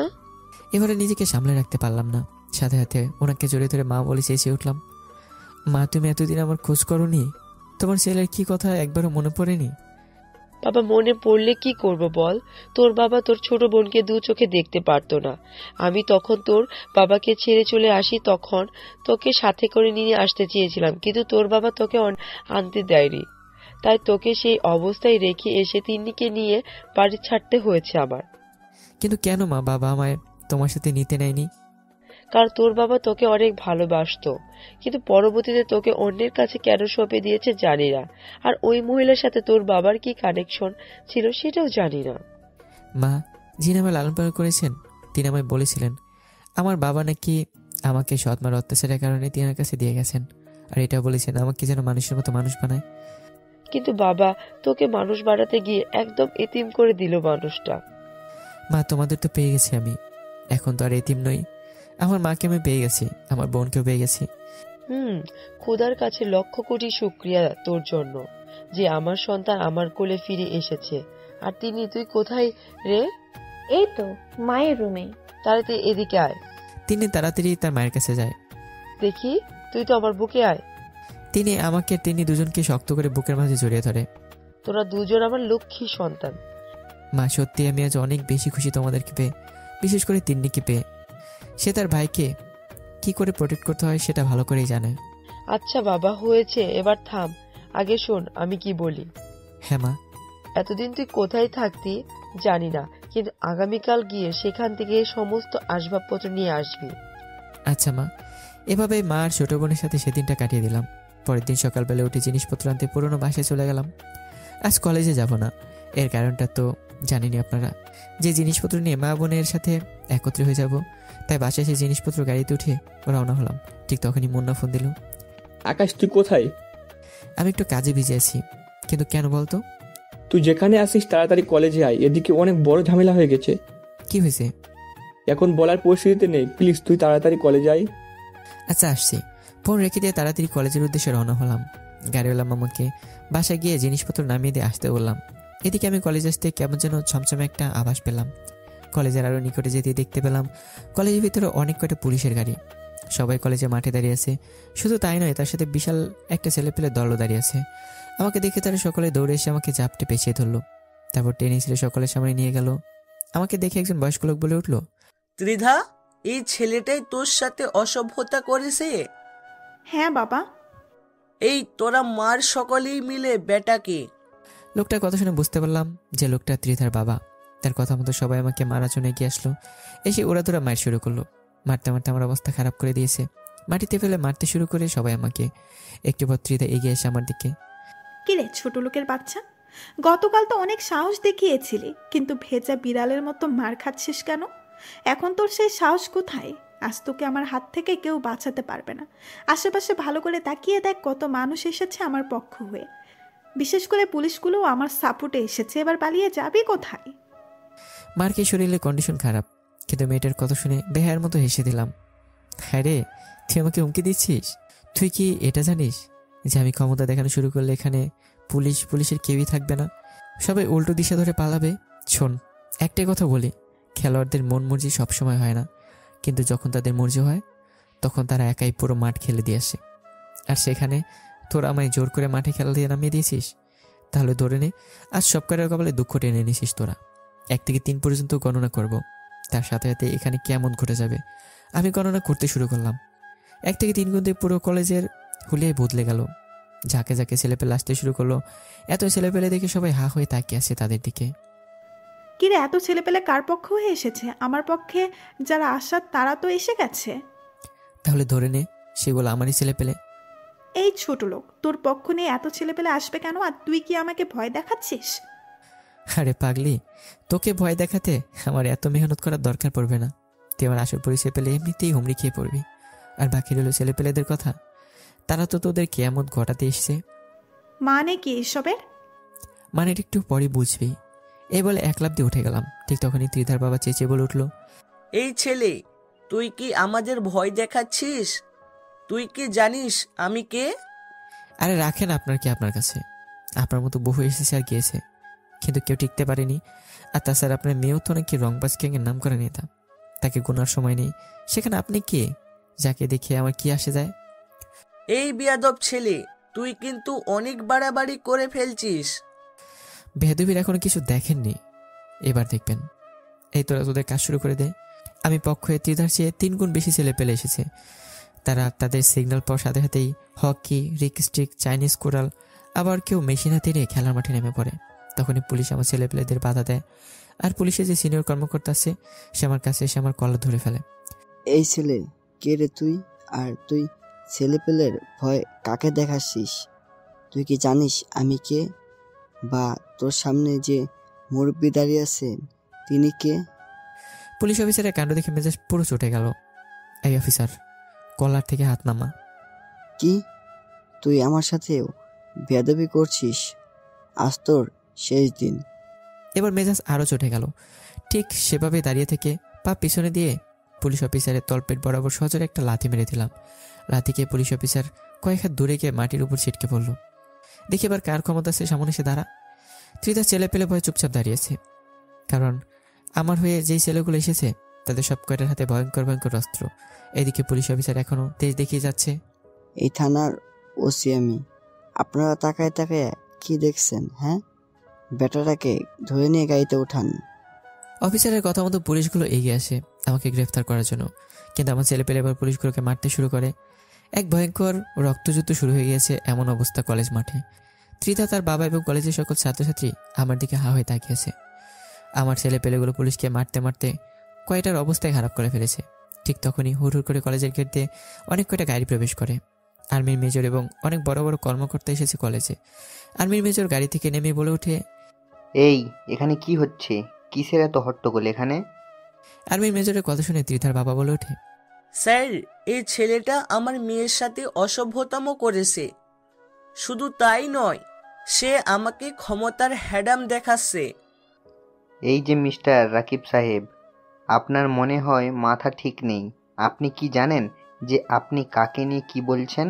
আমি যদিও আপনার সাপোর্টে এসেছি, কিন্তু এই ছেলেকে আমি অনেক ভালো করে চিনি। আপনি এই ছেলেকে মারার জন্য এত দলবল নিয়ে এসেছেন, কিন্তু আপনি কি জানেন এই ছেলে গলা ফাটিয়ে এক ডাক দিলে ছেলে পেলে ভেঙে চুরে আসবে? মানে কি মেজর সাহেব? মানে হলো আপনাদের সামনে নর্মাল বেশভূষা নিয়ে যেই ছেলেটা দাঁড়িয়ে আছে সে কোনো সাধারণ ছেলে নয়। সে হলো বাংলাদেশের সবচাইতে মারাত্মক টিম রংবাজ, যাকে সবাই এক নামে চেনে। এই ছেলে সেই রংবাজ গ্রুপের হেড। আপনার মেয়েও এই ছেলের তৈরি করা রংবাজ গ্যাংয়ের পাওয়ার নিয়ে আকাশে ওড়ে। তার এই রংবাজ গ্যাং প্রশাসনের জন্য কাজ করে। যেখানে আমরা আইন লঙ্ঘন করে মানুষকে ন্যায় দিতে পারি না, সেখানে এই রংবাজ গ্যাং আমাদের হয়ে কাজ করে দেয়। শুধু তাই নয়, এই রংবাজ গ্যাং আন্ডারওয়ার্ল্ডে অনেক ফেমাস। রংবাজ গ্যাং এবং এই ছেলে আন্ডারওয়ার্ল্ডে নিজের এতটা পরিচয় বানিয়ে ফেলেছে যে অনেক বড় বড় কর্মকর্তা এই ছেলের কোথায় ওঠ বস করে। আর আপনি সেখানে এই ছেলেকে মারতে দলবল নিয়ে এসেছেন। আপনি কি জানেন এই ছেলে যদি একবার নিজের মনে সিদ্ধান্ত করে ফেলে যে আপনাদের সব কয়টাকে এখানেই মেরে ফেলবে, তাহলেও তার বিপক্ষে আওয়াজ তোলার মতো কেউ থাকবে না। এতটা ভয়ঙ্কর এই ছেলে। মেজরের মুখে আমার বর্ণনা পেয়ে উপস্থিত যারা সেখানে ছিল সবাই হা হয়ে যায়, কারণ আমি যে এতটা ভয়ঙ্কর লেভেলের মানুষ যা আমাকে দেখে এতদিন কেউ ভাবতে পারেনি। যেই ছেলে কলেজে সবচাইতে নিম্নমানের একটি ছেলে ছিল, সে যে এত বড় মাফিয়া তা কোনোদিনও কল্পনা করতে পারেনি কেউ। বিশেষ করে ত্রিধা আর তার বাবার পায়ের নিচ থেকে যেন মাটি সরে গিয়েছে এমন অবস্থা। তাদের ভিতরটা দুকপুক করছে ভয়ে। তারা এতটা সময় বা এতদিন যে ছেলের সাথে টক্কর দিয়েছে সেই ছেলে শহরের নাম করা গ্যাংস্টার, এটা কোনোদিনও কল্পনায় ভাবিনি। সাথে সাথে ত্রিধার বাবা দৌড়ে এসে আমার হাত চেপে ধরে। ভাই, আমার ভুল হয়ে গেছে। আপনার সম্পর্কে না জেনে এমন ব্যবহার করে ফেলছি। প্লিজ আমাদের মাফ করে দিন। ত্রিধার বাবার কথা শুনে আমার আরো রাগ উঠে যায়। আমি ত্রিধার বাবার গালে ঠাস করে একটা থাপ্পড় বসিয়ে দিই।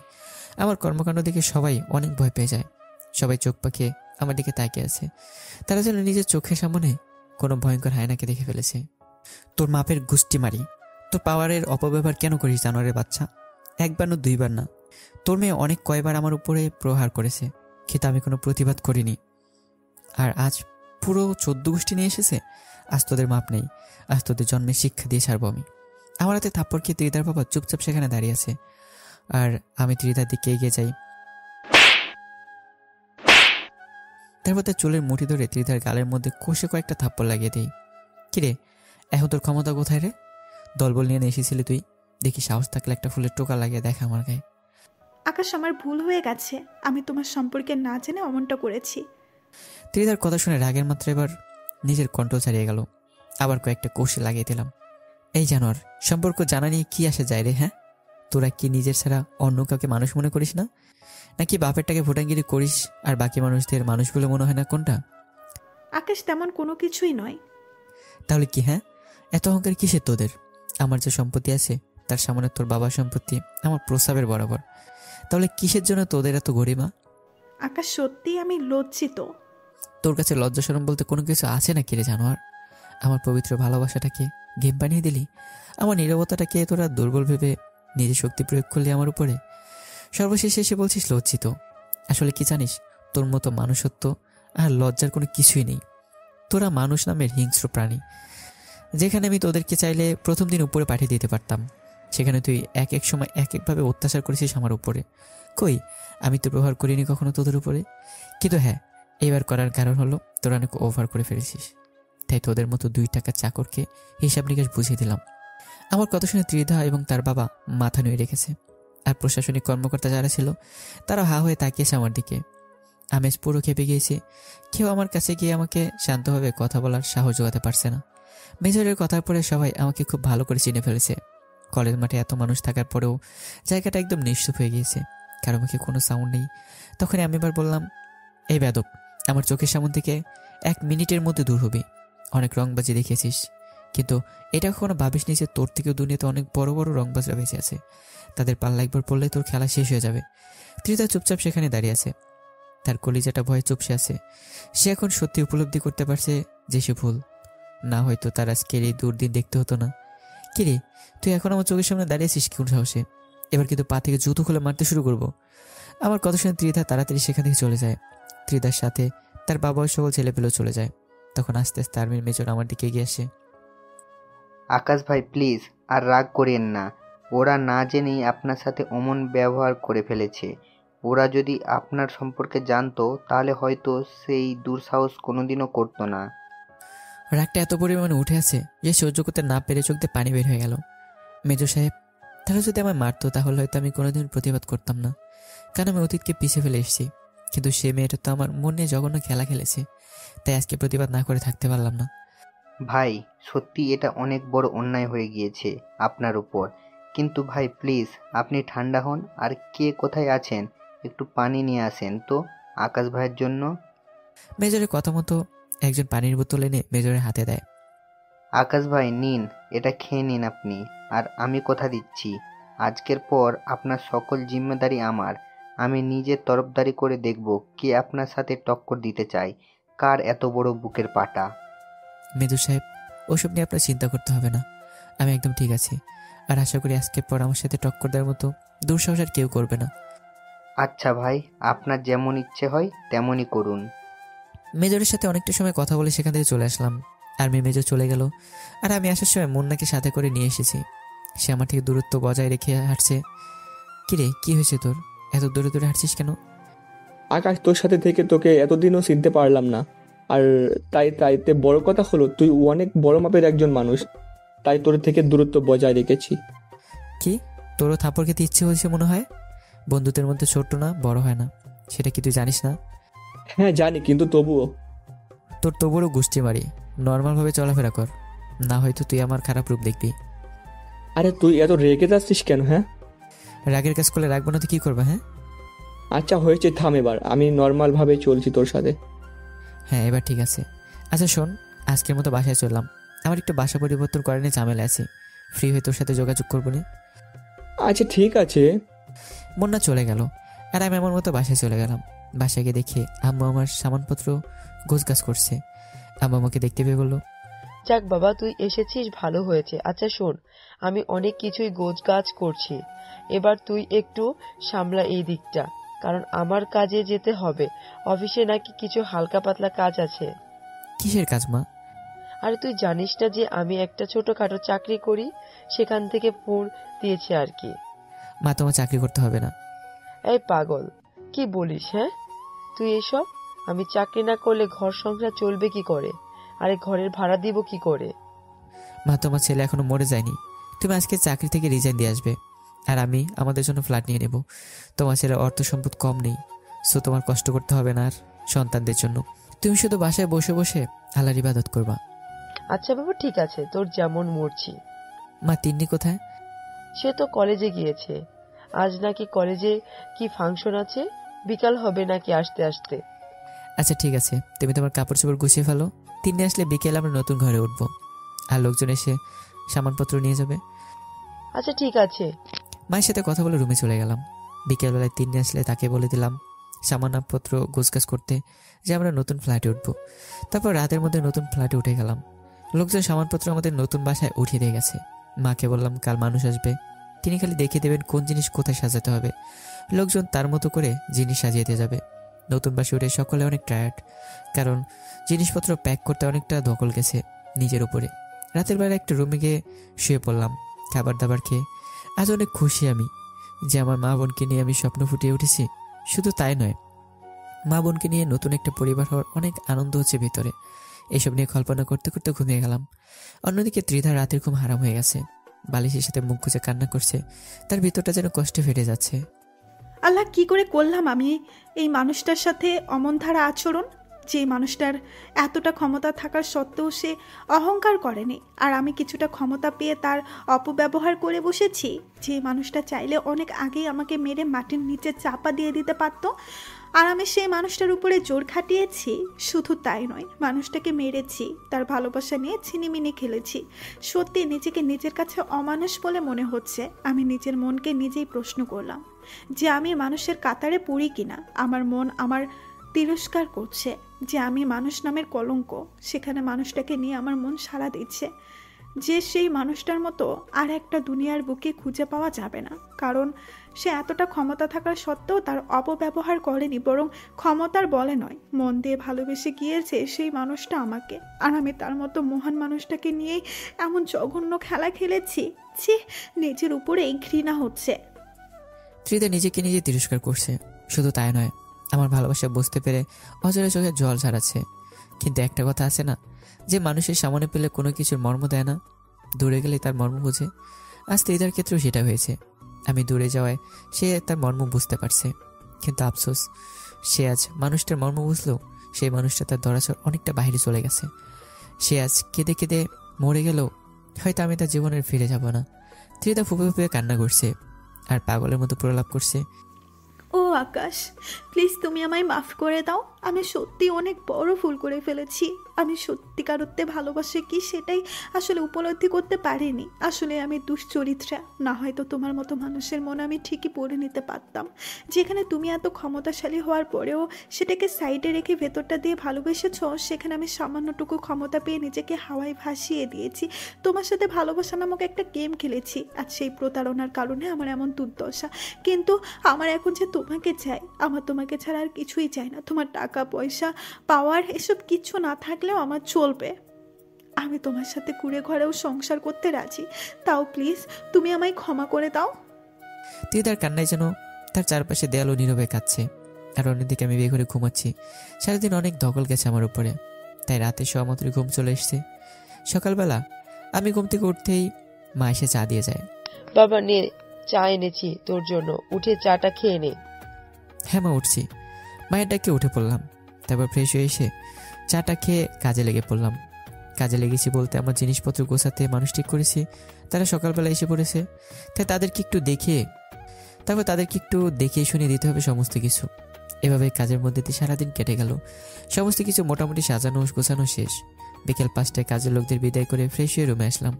রুমে এসে বালিশের পাশ থেকে ফোনটা নিতেই অবাক হয়ে গেলাম, কেন অপরিচিত একটা নাম্বার থেকে 600 একটা মিস কল।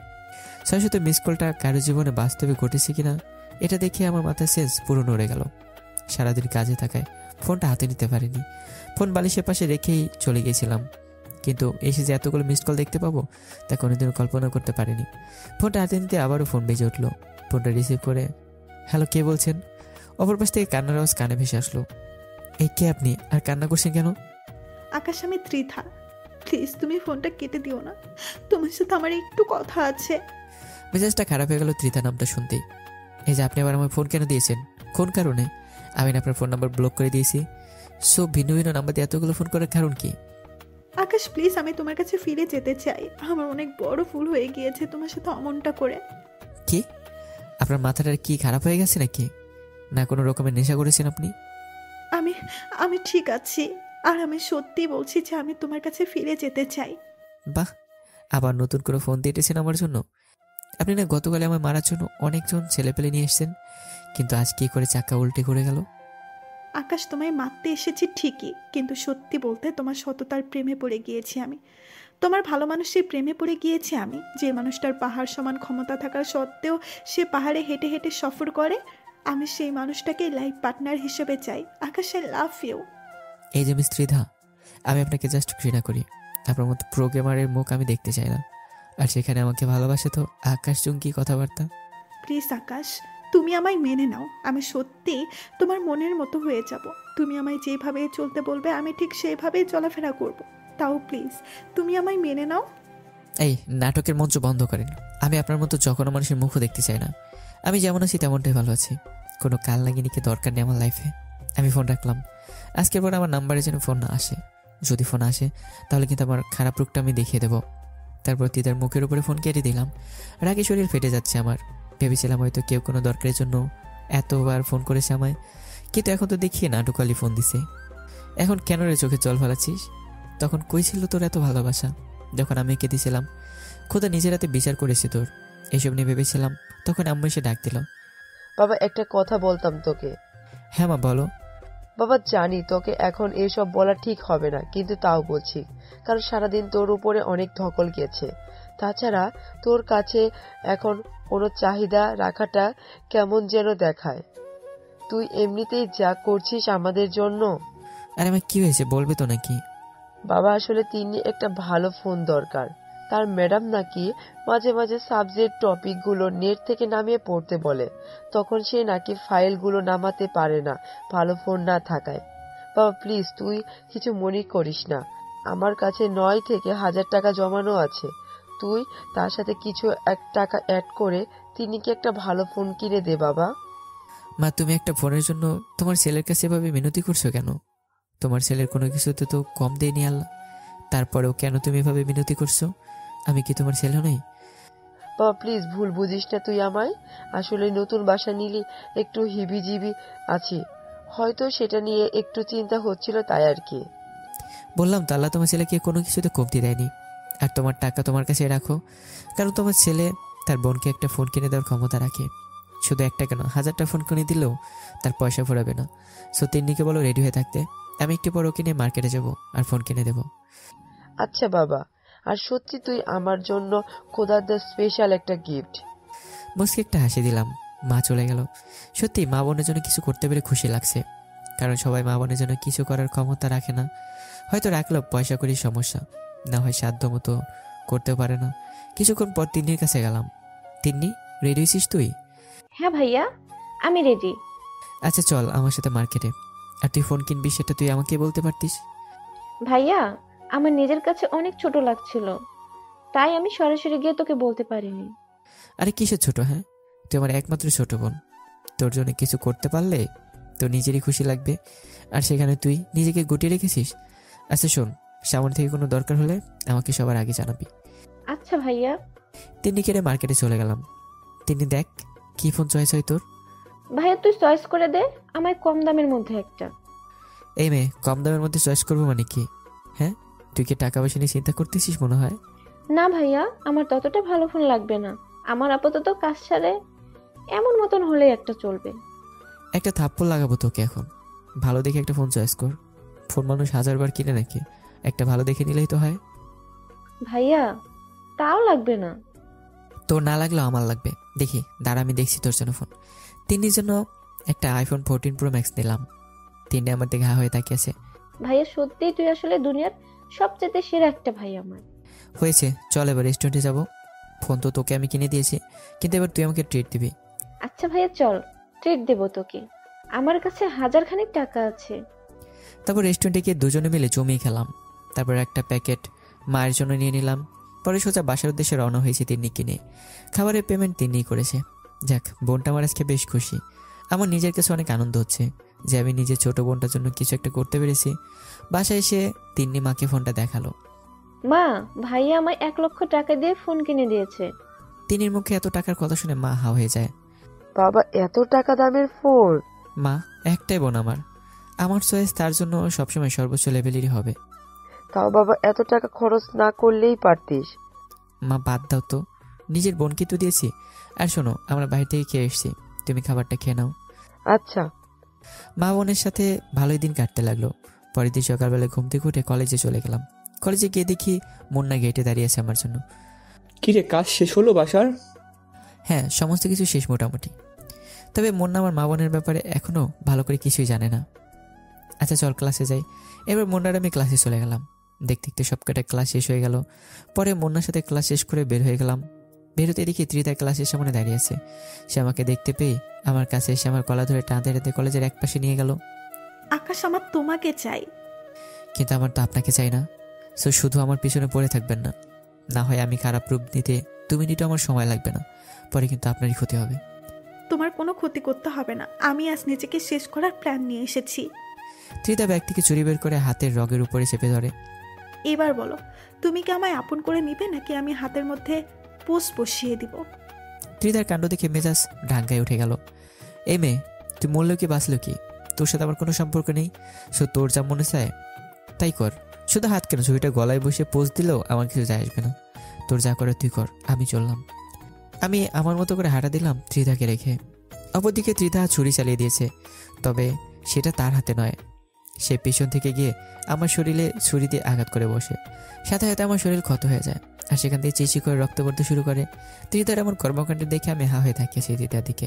আর ত্রিধা অট্ট হাসি হাসবে আমার দিকে তাকিয়ে। আমি যেন এই হাসির পিছনে রহস্য খুঁজে পাচ্ছি না। কি আছে এই হাসির পিছনে?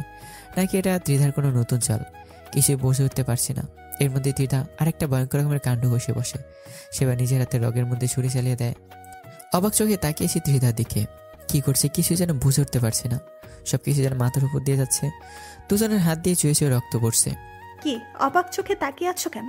আমি তো মরে গেলেও তোমার কিচ্ছুই না, তাই হাতের রগ কেটে দিয়েছি নিজের। অবশ্য তোমার হাতে ছুরি চালিয়েছি অন্য কারণে।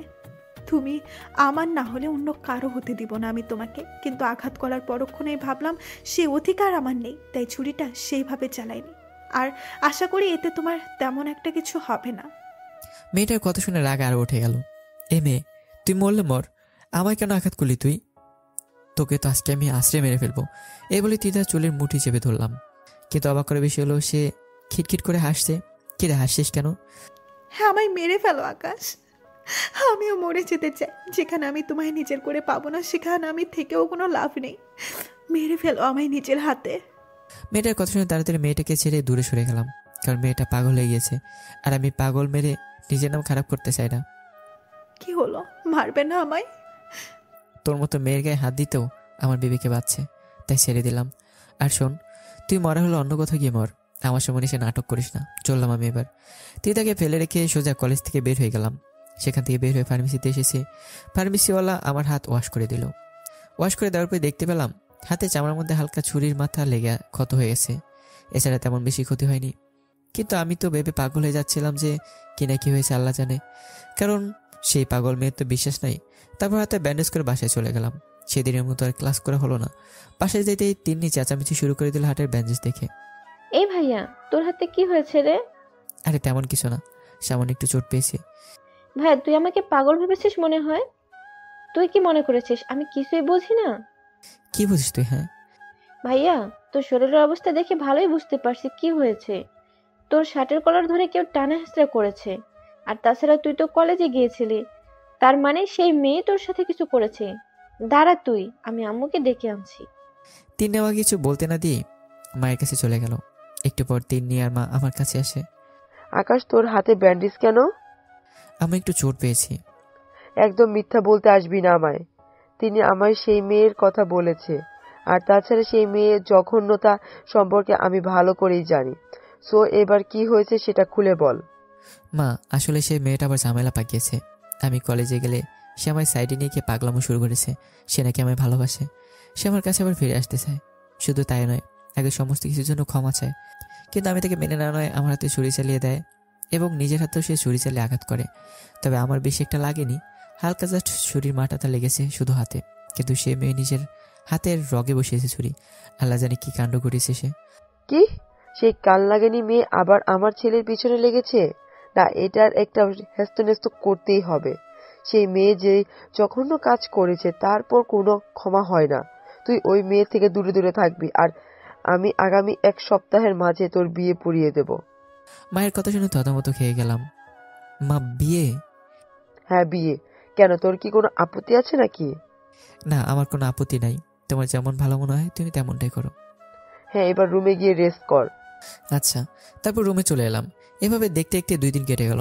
আগামী 1 সপ্তাহ বিয়ে হওয়ার আগ পর্যন্ত কলেজে যাব না আমি। এর মাঝে মুন্না ফোন দেয়।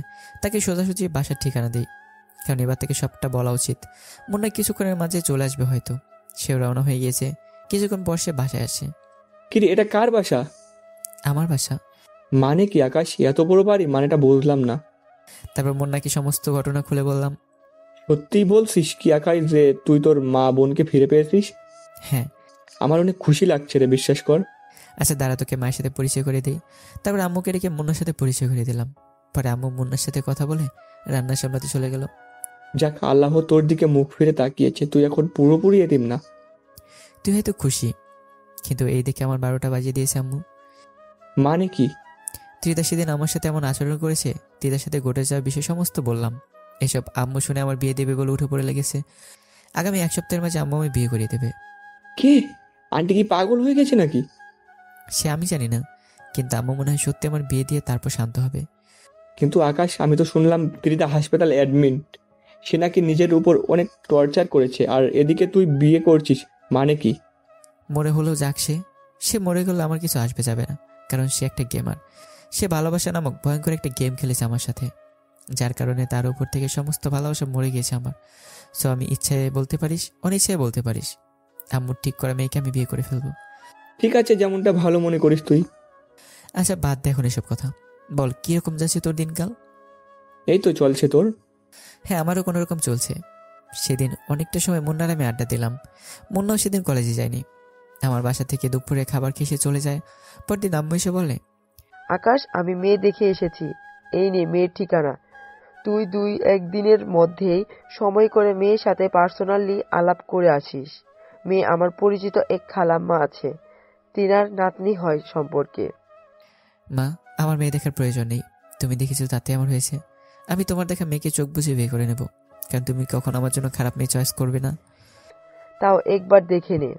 না মা, আমার দেখার প্রয়োজন নেই। আচ্ছা ঠিক আছে, তোর যেমনটা ইচ্ছা। তারপর মা চলে গেল, আর বাসার বাইরে সময় কাটাতে লাগলাম। এই সপ্তাহে শুক্রবার আমার বিয়ে। দেখতে দেখতে বিয়ের দিনও চলে এলো। বাড়ি ভরা লোকজন, মায়ের অফিসের কলিগ আর অনেকে এসেছে বাসায়। ভাবতে কেমন যেন লাগছে নিজের ভেতরে, যে আরেকটু পরে অপরিচিত একটা মেয়েকে আপন করে নিতে হবে আমার। এসব ভেবে হতাশা কাজ করছে নিজের ভেতরে। ঠিক তখনই আম্মু সে পাঞ্জাবি পায়জামা দিয়ে গেল। এই যে এসব পরিধান করে বের হয়ে আসেন রুম থেকে, একটু পরে মেয়ের বাড়ি যাব আমরা। আমার কথা মতো আমি সব পরিধান করে বের হলাম। তারপর সবাই মিলে মেয়ের বাড়ির উদ্দেশ্যে রওনা হলাম। গাড়ি করে রওনা হয়েছি। যত এগুচ্ছি ততই ভেতরটা দুকপুক করে কাঁপছে, কারণ কি হতে চলেছে নিজের সাথে বুঝে উঠতে পারছি না। আজ যে আমার বিয়ে, সেটা আমার স্বপ্ন মনে হচ্ছে যেন কোনো এক ধরনের ঘোরের মাঝে আছি আমি। এসব নিয়ে ভাবতে ভাবতেই মেয়ের বাড়িতে পৌঁছে গেলাম। মুন্না আছে আমার সাথে গাড়িতে। মেয়ের বাড়িতে নামার পরই বরের প্যানেলে আমায় বসিয়ে দিল লোকজন ধরে বলতে মেয়ের বাড়ির লোকেরা বরের প্যানেল পর্যন্ত দিয়ে আসলো আমায়। আমি চুপচাপ সেখানে বসে আছি। মানুষজন কিছুক্ষণ পরপর ফোনের ক্যামেরা বের করে আমার ছবি তুলছে। সেই লেভেলে বিরক্ত লাগছে এসব দেখে, তাও চুপচাপ জিভ ধরে বসে আছি। মুন্না আমার পাশে স্টেজের সামনে দাঁড়িয়ে আছে। তখনই মুন্নার পকেটে থেকে ফোনটা বেজে ওঠে। সে ফোনটা রিসিভ করে কথা বলে। কে ফোন দিয়েছে কে জানে, কিন্তু সে কথা শেষ করে এক লাফ দিয়ে স্টেজের উপর উঠে গেল। মুন্নার আমার আচরণ দেখে ভেবাচাকা খেয়ে গেলাম। আকাশ, তুই তাড়াতাড়ি এখান থেকে চল আমার সাথে। ত্রিধা নাকি গুনে গুনে নিঃশ্বাস ফেলছে, তার হাতে আর বেশি একটা সময় নেই। সে পরে সাথী হয়ে যাবে অল্প কিছু সময়ের মাঝেই। তারপর তুই দরকার হয় এসে বিয়ের কাজ সম্পূর্ণ করিস। মুন্নার কথা শুনে কলিজাটা ধুক করে কেঁপে উঠল। সাথে সাথে বসা থেকে দাঁড়িয়ে গেলাম। কি বলছিস কি মুন্না তুই এসব? হ্যাঁ সত্যি বলছি, ত্রিধা আর অল্প সময়ের মাঝেই দুনিয়া ছেড়ে পরে চলে যাবে। সে নিজেকে আজরাইলের হাতে তুলে দিয়েছে, যে কোনো সময় আজরাইল তার প্রাণ ভোমরা তুলে নিয়ে চলে যাবে। মুন্নার কথা শুনে নিজেকে শান্ত রাখতে পারলাম না। ধবাস করে স্টেজের উপরে বসে ফুপিয়ে কান্না করে দিলাম। মনের ভিতর খেলে একটাই কথা বাড়ি খাচ্ছে, যে আমি হয়তো অনেক বড় কিছু হারাতে চলেছি নিজের জীবন থেকে। এতদিন হয়তো রাগের কারণে ভালোবাসাটা চোখে পড়েনি, কিন্তু আজ মানুষটার মৃত্যুসজ্জায় কাতরাচ্ছে শুনে নিজেকে দুনিয়ার সবচেয়ে বড় পাষাণ মনে হচ্ছে। এসব ভাবতে কান্নার মাত্রাটা আরো বেড়ে গেল। আকাশ প্লিজ এভাবে ভেঙে পড়িস না। আর এখন কান্না করে সময় নষ্ট করাটা অনেক বড় ধরনের বোকামি হবে। তার চাইতে ভালো হবে তাড়াতাড়ি হসপিটালে পৌঁছানো আমাদের। হ্যাঁ মুন্না, তুই ঠিকই বলেছিস, আমাদের এখন তাড়াতাড়ি হসপিটালে পৌঁছানো উচিত। সেই মুহূর্তে বিয়ের স্টেজ থেকে নেমে মুন্নার সাথে হসপিটালের উদ্দেশ্যে রওনা হলাম। বিয়ে বাড়ির সকলে হা হয়ে তাকিয়ে আছে আমার দিকে। সবার একটাই কথা ভাবছে যে বড় ভাবে পাগলের মতো ছুটে কোথায় পালাচ্ছে, কিন্তু আমি আর পিছনে ফিরে তাকাইনি।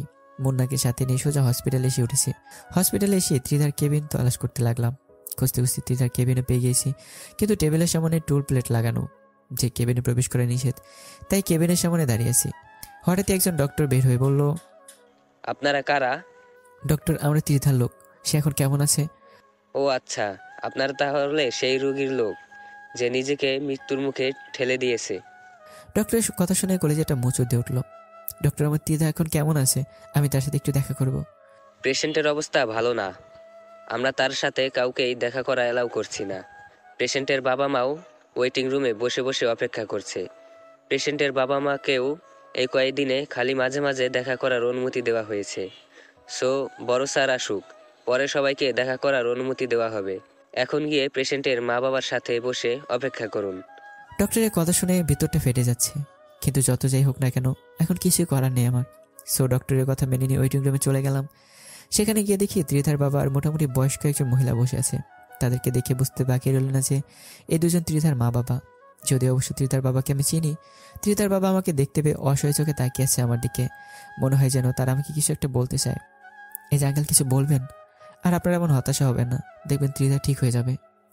না বাবা, কিছু বলার নেই। আর হতাশও নই আমরা।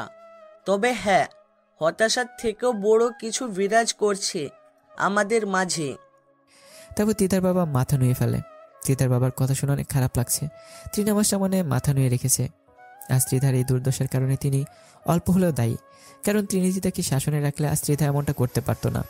ত্রিতার বাবাকে আর কিছু না বলে চুপচাপ দাঁড়িয়েছি, কিন্তু হঠাৎই দেখি আম্মু, তিন্নি আরও অনেক লোকজন হসপিটালে, সাথে বধূ বেশে একটা মেয়েও আসে। দেখে বুঝে গেলাম এই মেয়ের সাথে আমার বিয়ের কথা ছিল। আম্মু এসে সোজা আমার সামনে দাঁড়ালো। আকাশ, ত্রিধার কি অবস্থা এখন? মা, তুমি কি করে জানলে ত্রিধার কথা? জেনেছি কোনোভাবে, কিন্তু এখন এটা বল যে ত্রিধা কেমন আছে। মা, কিছু জানি না আমি। ডক্টর আমাকে আমার ত্রিধার সাথে দেখা করতে দেয়নি, বলেছে বড় স্যার আসলে তারপর দেখা করতে দিবে, তাই অপেক্ষা করছি। মায়ের সাথে কথা বলছি আর সাইলেন্টে কান্না করছি। যদি ভালোই বাসতিস মেয়েটাকে, তাহলে বিয়েতে কেন রাজি হলি? দেখলি এখন কেমন কষ্ট হচ্ছে তোর। মা, আমার ত্রিধাকে চাই, সেটা যে করেই হোক। তার ওই যে মেয়েটাকে দেখছিস বধূ সাজে দাঁড়িয়ে আছে, তার কি হবে? সে তো তোর সাথে সংসার করার স্বপ্ন দেখে ফেলেছে। মা, আমি জানি না কিছু, আমার শুধু ত্রিধাকে চাই। মায়ের সাথে কথা বলছিলাম, ঠিক তখনই নার্স একজন এসে বলল, পেশেন্টের অবস্থা ভালো না, আপনারা যে দেখা করার তাড়াতাড়ি গিয়ে দেখা করে আসুন। বড় স্যার দেখা করার পারমিশন দিয়েছেন। নার্সের কথা শুনে তাড়াতাড়ি ত্রিধার কেবিন দিকে ছুটে গেলাম। কেবিনের ভিতর প্রবেশ করে দেখি ত্রিধা বেডে শুয়ে আছে, আর ত্রিধার মুখে মাস্ক লাগানো, আর তার পাশে একজন ডক্টর দাঁড়িয়ে আছে। ডক্টর আমার ত্রিধার কি হয়েছে? আমার কথা শুনে ডক্টর ত্রিধার হাত উঁচু করে সকলে সম্মুখে ধরে। কিছু দেখতে পাচ্ছেন আপনারা? ত্রিধার হাতের অবস্থা দেখে পায়ের থেকে যেন মাটি সরে গিয়েছে এমন অবস্থা আমার, কারণ ত্রিধার হাত নেই। সে হাতে ছুরির আঘাত করে পুরো হাত ক্ষতবিক্ষত করে ফেলেছে। দেখুন হাতের অবস্থা একবার। পেশেন্ট নিজের হাতে এত পরিমাণ ছুরি দিয়ে আঘাত করেছে যে তার হাতের সমস্ত রগ সেই আঘাতে কেটে গিয়েছে, আর অতিমাত্রায় রক্তক্ষরণ হয়েছে পেশেন্টের। শুধু তাই নয়, পেশেন্ট তার শরীরে আরও অনেক কয়েক জায়গায় ছুরি দিয়ে আঘাত করেছে, যার ফলে তার কন্ডিশন এখন অনেকটা ভয়াবহ। আমরা আমাদের যথাসাধ্য চেষ্টা করেছি, কিন্তু তার কন্ডিশন এতটা বিভৎস যে তাকে বাঁচানো এখন আমাদের ক্ষমতার বাহিরে। সো মাফ করবেন আমাদেরকে। আর পেশেন্টের জ্ঞান ফিরে এসেছে, আপনারা সবাই শেষ দেখা করে ফেলুন। ডক্টরের কথা শুনে আম্মুকে শক্ত করে জড়ে ধরে সকলের সামনে কান্না শুরু করে দিলাম। মা, আমার ত্রিধাকে চাই। বাবা প্লিজ কান্না করিস না, সব ঠিক হয়ে যাবে বাবা। মা, আমার ত্রিধাকে চাই, তোমরা ওকে ঠিক করে দাও। মাকে জড়ে ধরে কান্না করছি, ঠিক তখনই ত্রিধা আকাশ বলে ডাক দেয়। বাবা দেখ, ত্রিধা তোকে ডাকছে।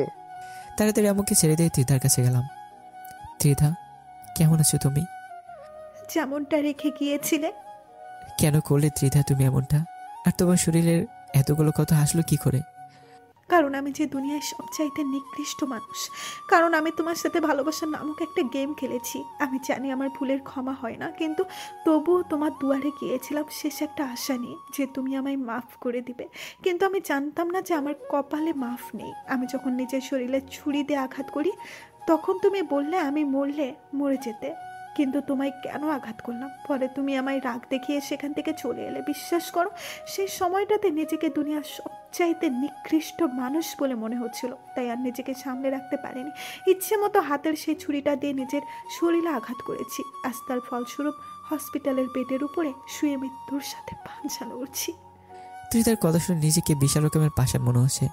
ত্রিধা, কেন তুই নিজের শরীরে এইভাবে আঘাত করলি বলতো? আমি এখন কাকে নিয়ে থাকবো? আমি যে তোর ভালোবাসায় আবারও নিজেকে চড়াতে চাই। আকাশ, অনেক দেরি হয়ে গিয়েছে, আমার হাতে আর বেশি সময় নেই। ত্রিধা প্লিজ, এসব অলক্ষণে কথা বলো না। আমি সত্যি বলছি আকাশ, আমার হাতে আর বেশি একটা সময় নেই। আর এই যে মেয়ে, এই দিকে আসো। পাশে আমার সাথে যে মেয়েটার বিয়ে ঠিক করে আমার মায়ের পাশে দাঁড়িয়ে আছে, ত্রিধার ডাকে সে মেয়েটা তার কাছে যায়, আর ত্রিধা সেই মেয়েটার হাত আমার হাতের উপরে শক্ত করে চেপে ধরে আর বলে, এই মেয়ে, আমার ভালোবাসাকে তোমার হাতে তুলে দিয়ে গেলাম, প্লিজ আমার পাগলটার খেয়াল রেখো। আর দেখাশোনা কখনো কমতি রেখো না যেন, তাহলে উপরে গিয়েও আমি শান্তিতে থাকতে পারবো না। আর আকাশ, এই মেয়েটাকে জীবনের সবটুকু দিয়ে ভালোবেসো। মনে করবে এই মেয়ের মাঝে আমি জীবিত আছি। তোমার ত্রিধা মরেও মরেনি। সো সে তোমার সঙ্গিনীর মাঝে অমর থাকবে চিরদিন। বলো, ওর দেখাশোনা করবে ভালো মতো, কখনো কমতি রাখবে না ওকে ভালোবাসায়। ত্রিধার কথা শুনে শরীরে সমস্ত রক্ত যেন এক জায়গায় সে জটলা পেকে গেছে। এক ঝাটকা দিয়ে ত্রিধার থেকে নিজের হাত ছাড়িয়ে নিয়ে সজোরে চেঁচিয়ে কান্না করে দিলাম। তারপর ত্রিধাকে জড়িয়ে ধরে পাগলের মতো বলতে থাকলাম, ত্রিধা প্লিজ আমায় একা করে দিও না, আমার তোমাকেই চাই। আকাশ, তুমি কি রাখবে না আমার কথা? আমি মরার আগে আমার শেষ ইচ্ছেটাকে তুমি পূরণ করবে না? ও ত্রিধা প্লিজ এভাবে বলো না। তাহলে বলো, আমার বলা কথাগুলো তুমি রাখবে? হ্যাঁ হ্যাঁ রাখবো, আমি তোমার সমস্ত কথাই রাখবো। দেখি এবার তোমার হাতটা দাও তো। আমি ত্রিধার কথা শুনে আমার হাতটা এগিয়ে দিই। ত্রিধা আমার হাতটা নিয়ে আবার সে মেয়েটার হাতের উপরে রেখে শক্ত করে চেপে ধরে। ইস, কত সুন্দর মানিয়েছে তোমাদের দুজনকে। আর আকাশ, আমায় ভুলো না যেন তুমি। আমি পরপারে গিয়ে খোদার কাছে শুধু তোমাকেই চাইবো। আর শেষে একটা কথা বলে যাই উচ্চ স্বরে, এই ক্ষণিকে দুনিয়ায় বেছে নাও বাঁচার মতো করে, নইলে বেলা ফুরিয়ে গেলে সময় পাবে না কাটানোর সময় পড়ে। দুনিয়ার বহু এসেছে রংবাজ, কেউ নেই জীবনের তরে। দুনিয়ার বুকে যেই রংবাজি দেখিয়েছে, সেই দুনিয়া ছেড়েছে নিজের পতন করে। ত্রিধা কথা বলতে বলতে হঠাৎই চুপ হয়ে যায়। কারো বুঝতে বাকি নেই যে ত্রিধা এই দুনিয়ার মায়া চিরতরে ত্যাগ করে চলে গিয়েছে। সেখানে উপস্থিত যারা ছিল সকলে কেঁদে দিয়েছে ত্রিধা চলে যাওয়াতে। ত্রিধাকে সেদিনই দাফন করা হয়। এভাবে কয়েকদিন কেটে যায়। পরে আমার আম্মু মিলির সাথে আমার বিয়ে পড়িয়ে দেন। যে মেয়েকে আমার আম্মু আমার জন্য ঠিক করেছেন তার নাম মিলি। দেখতে দেখতে 4 মাস কেটে যায়, কিন্তু আমি এখনও আমার ত্রিধার মৃত্যুর শোক থেকে বের হতে পারিনি। আমি মিলিকে বিয়ে করেছি ঠিকই, কিন্তু তার সাথে দরকার ছাড়া একটুও কথা বলি না। একদিন রাতের বেলায় মিলি আর আমি বিছানায় শুয়েছি। তখন মিলি হুট করে আমাকে জড়িয়ে ধরে। আমি থ্যাবড়া খেয়ে যাই মিলির কর্মকাণ্ড দেখে। আমি চোখ পাকিয়ে মিলির দিকে তাকিয়েছি। কি হলো, আপনি এভাবে চোখ পাকিয়ে তাকিয়ে আছেন কেন আমার দিকে? এই মেয়ে, আবার জড়িয়ে ধরলে কেন? তুমি কি আমার মনের অবস্থা দেখছো না? এই যে, আপনিও কি আমার মনের অবস্থা দেখছেন না? না আপনার মাঝে কোনো অনুভূতি নেই? না নেই, আমার ভিতরে কোনো অনুভূতি নেই, কারণ সব অনুভূতি ত্রিধার মৃত্যুর সাথে দাফন হয়ে গেছে। আর এখন ছাড়ো তুমি আমায়। না, আমি ছাড়বো না, কারণ আজ অনেক দিন হলো আমাদের বিয়ে হয়েছে, কিন্তু আপনি সেই একা একাই থাকেন, আমায় এড়িয়ে চলেন। আমি কিন্তু ত্রিধা আপুকে বিচার দেব আপনার নামে। এমনি কী সব বলছো তুমি? হ্যাঁ হ্যাঁ, সত্যি বলছি আমি। আপনি এখন আমায় জড়িয়ে ধরে আদর করবেন, না হয়তো ত্রিধা আপুকে বিচার দেব আমি। এটা না, আমি তোমায় জড়িয়ে ধরছি। শুধু জড়িয়ে ধরলেই হবে না, আমাকে আদরও করতে হবে, কারণ ত্রিধা আপু বলে গেছে সে আমার মাঝে জীবিত থাকবে। আর আজকে আমি না, ত্রিধা আপুর আদর চাই। মিলির মুখে ত্রিধার কথা শুনে ভিতরটা খুশিতে ভরে উঠল। আচ্ছা মিলি, তোমার যা চাই আমি তাই দেব, কিন্তু একটা শর্তে। কি শর্ত? তুমি কি আমার ত্রিধা হবে? তাহলে আমার দুনিয়ার সমস্ত সুখ আমি তোমায় বিলিয়ে দেব। হ্যাঁ হবে তো, আপনি যেমন চাইবেন আমি ঠিক তেমনই হব, একদম আপনার মনের মতন। মেয়েটার কথা শুনে নিজেকে আর কন্ট্রোল করতে পারলাম না। আজ 4 মাসে মেয়েটাকে ইগনোর করে চলেছি, কিন্তু সে এখন আমার ত্রিধা হয়ে আমার সাথে সারা জীবন থাকবে। তাই দূরে রাখতে পারলাম না মেয়েটাকে। শক্ত করে নিজের বাহুরে আবদ্ধ করে নিয়েছে মিলিকে। সরি মিলি নয়, সরি মিলি নয়, সে তো এখন থেকে আমার ত্রিধা। তাকে জড়িয়ে ধরে তার কপালে গালে অনেক কটা চুমু এঁকে দিলাম। সে আমার ঠোঁটের উষ্ণতা বেড়ে শক্ত করে আমার বুকের মাঝে খুঁজে বসলো। মেয়েটার বাচ্চা দেখে ভিতরে খুশি জ্বর বইছে। এবারে নিজেকে গুটিয়ে রাখতে পারলাম না। মেয়েটার ঠোঁটের কাছে এগিয়ে গিয়ে ডুবিয়ে দিলাম নিজের ঠোঁট জোড়াকে। আজ আমি আমার ত্রিধাকে আদর করব, একদম নিজের সবটুকু দিয়ে আমি তাকে আপন করে নেব। মেয়েটা দেখে খুশিতে আত্মহারা হয়ে গেছে আমার আচরণে। কিন্তু হুট করে মিলে আমার ঠোঁটে কামড় দিয়ে বসলো। এই, এটা কি করলে তুমি? আমি করিনি, এটা ত্রিধা আপু করেছে। কি? হ্যাঁ, ত্রিধা আপু কামড়েছে। বাপরে বাপ, কত বড় রংবাজ হলে নিজে কামড়ে ত্রিধাকে ফাঁসি দিতে পারে। এ তো দেখি রংবাজের উপরে রংবাজ। আজ তো তোমায় পেয়েছি বলে আমি মিলি ঠোঁটে আলতো করে একটা কামড় বসিয়ে দিলাম। আর মিলি নিজের 2 হাত দিয়ে আমার বুকের মধ্যে খামচি দিয়ে ধরলো। ত্রিধার আচরণে বুঝতে পারলাম তার আরও ভালোবাসা চাই। এতটুকু তার মন ভরবে না, কি আর করার। আদরের মাত্রাটা আরও বাড়িয়ে দিলাম। পাঠক ভাইয়েরা আর আপুরা কি দেখেন হা করে? হ্যাঁ, বাকি সমস্ত কিছু কি আপনাদের সামনে খুলে বলবো নাকি? লজ্জা শরম বলতে কোনো কিছু নাই? ভাগেন সবাই।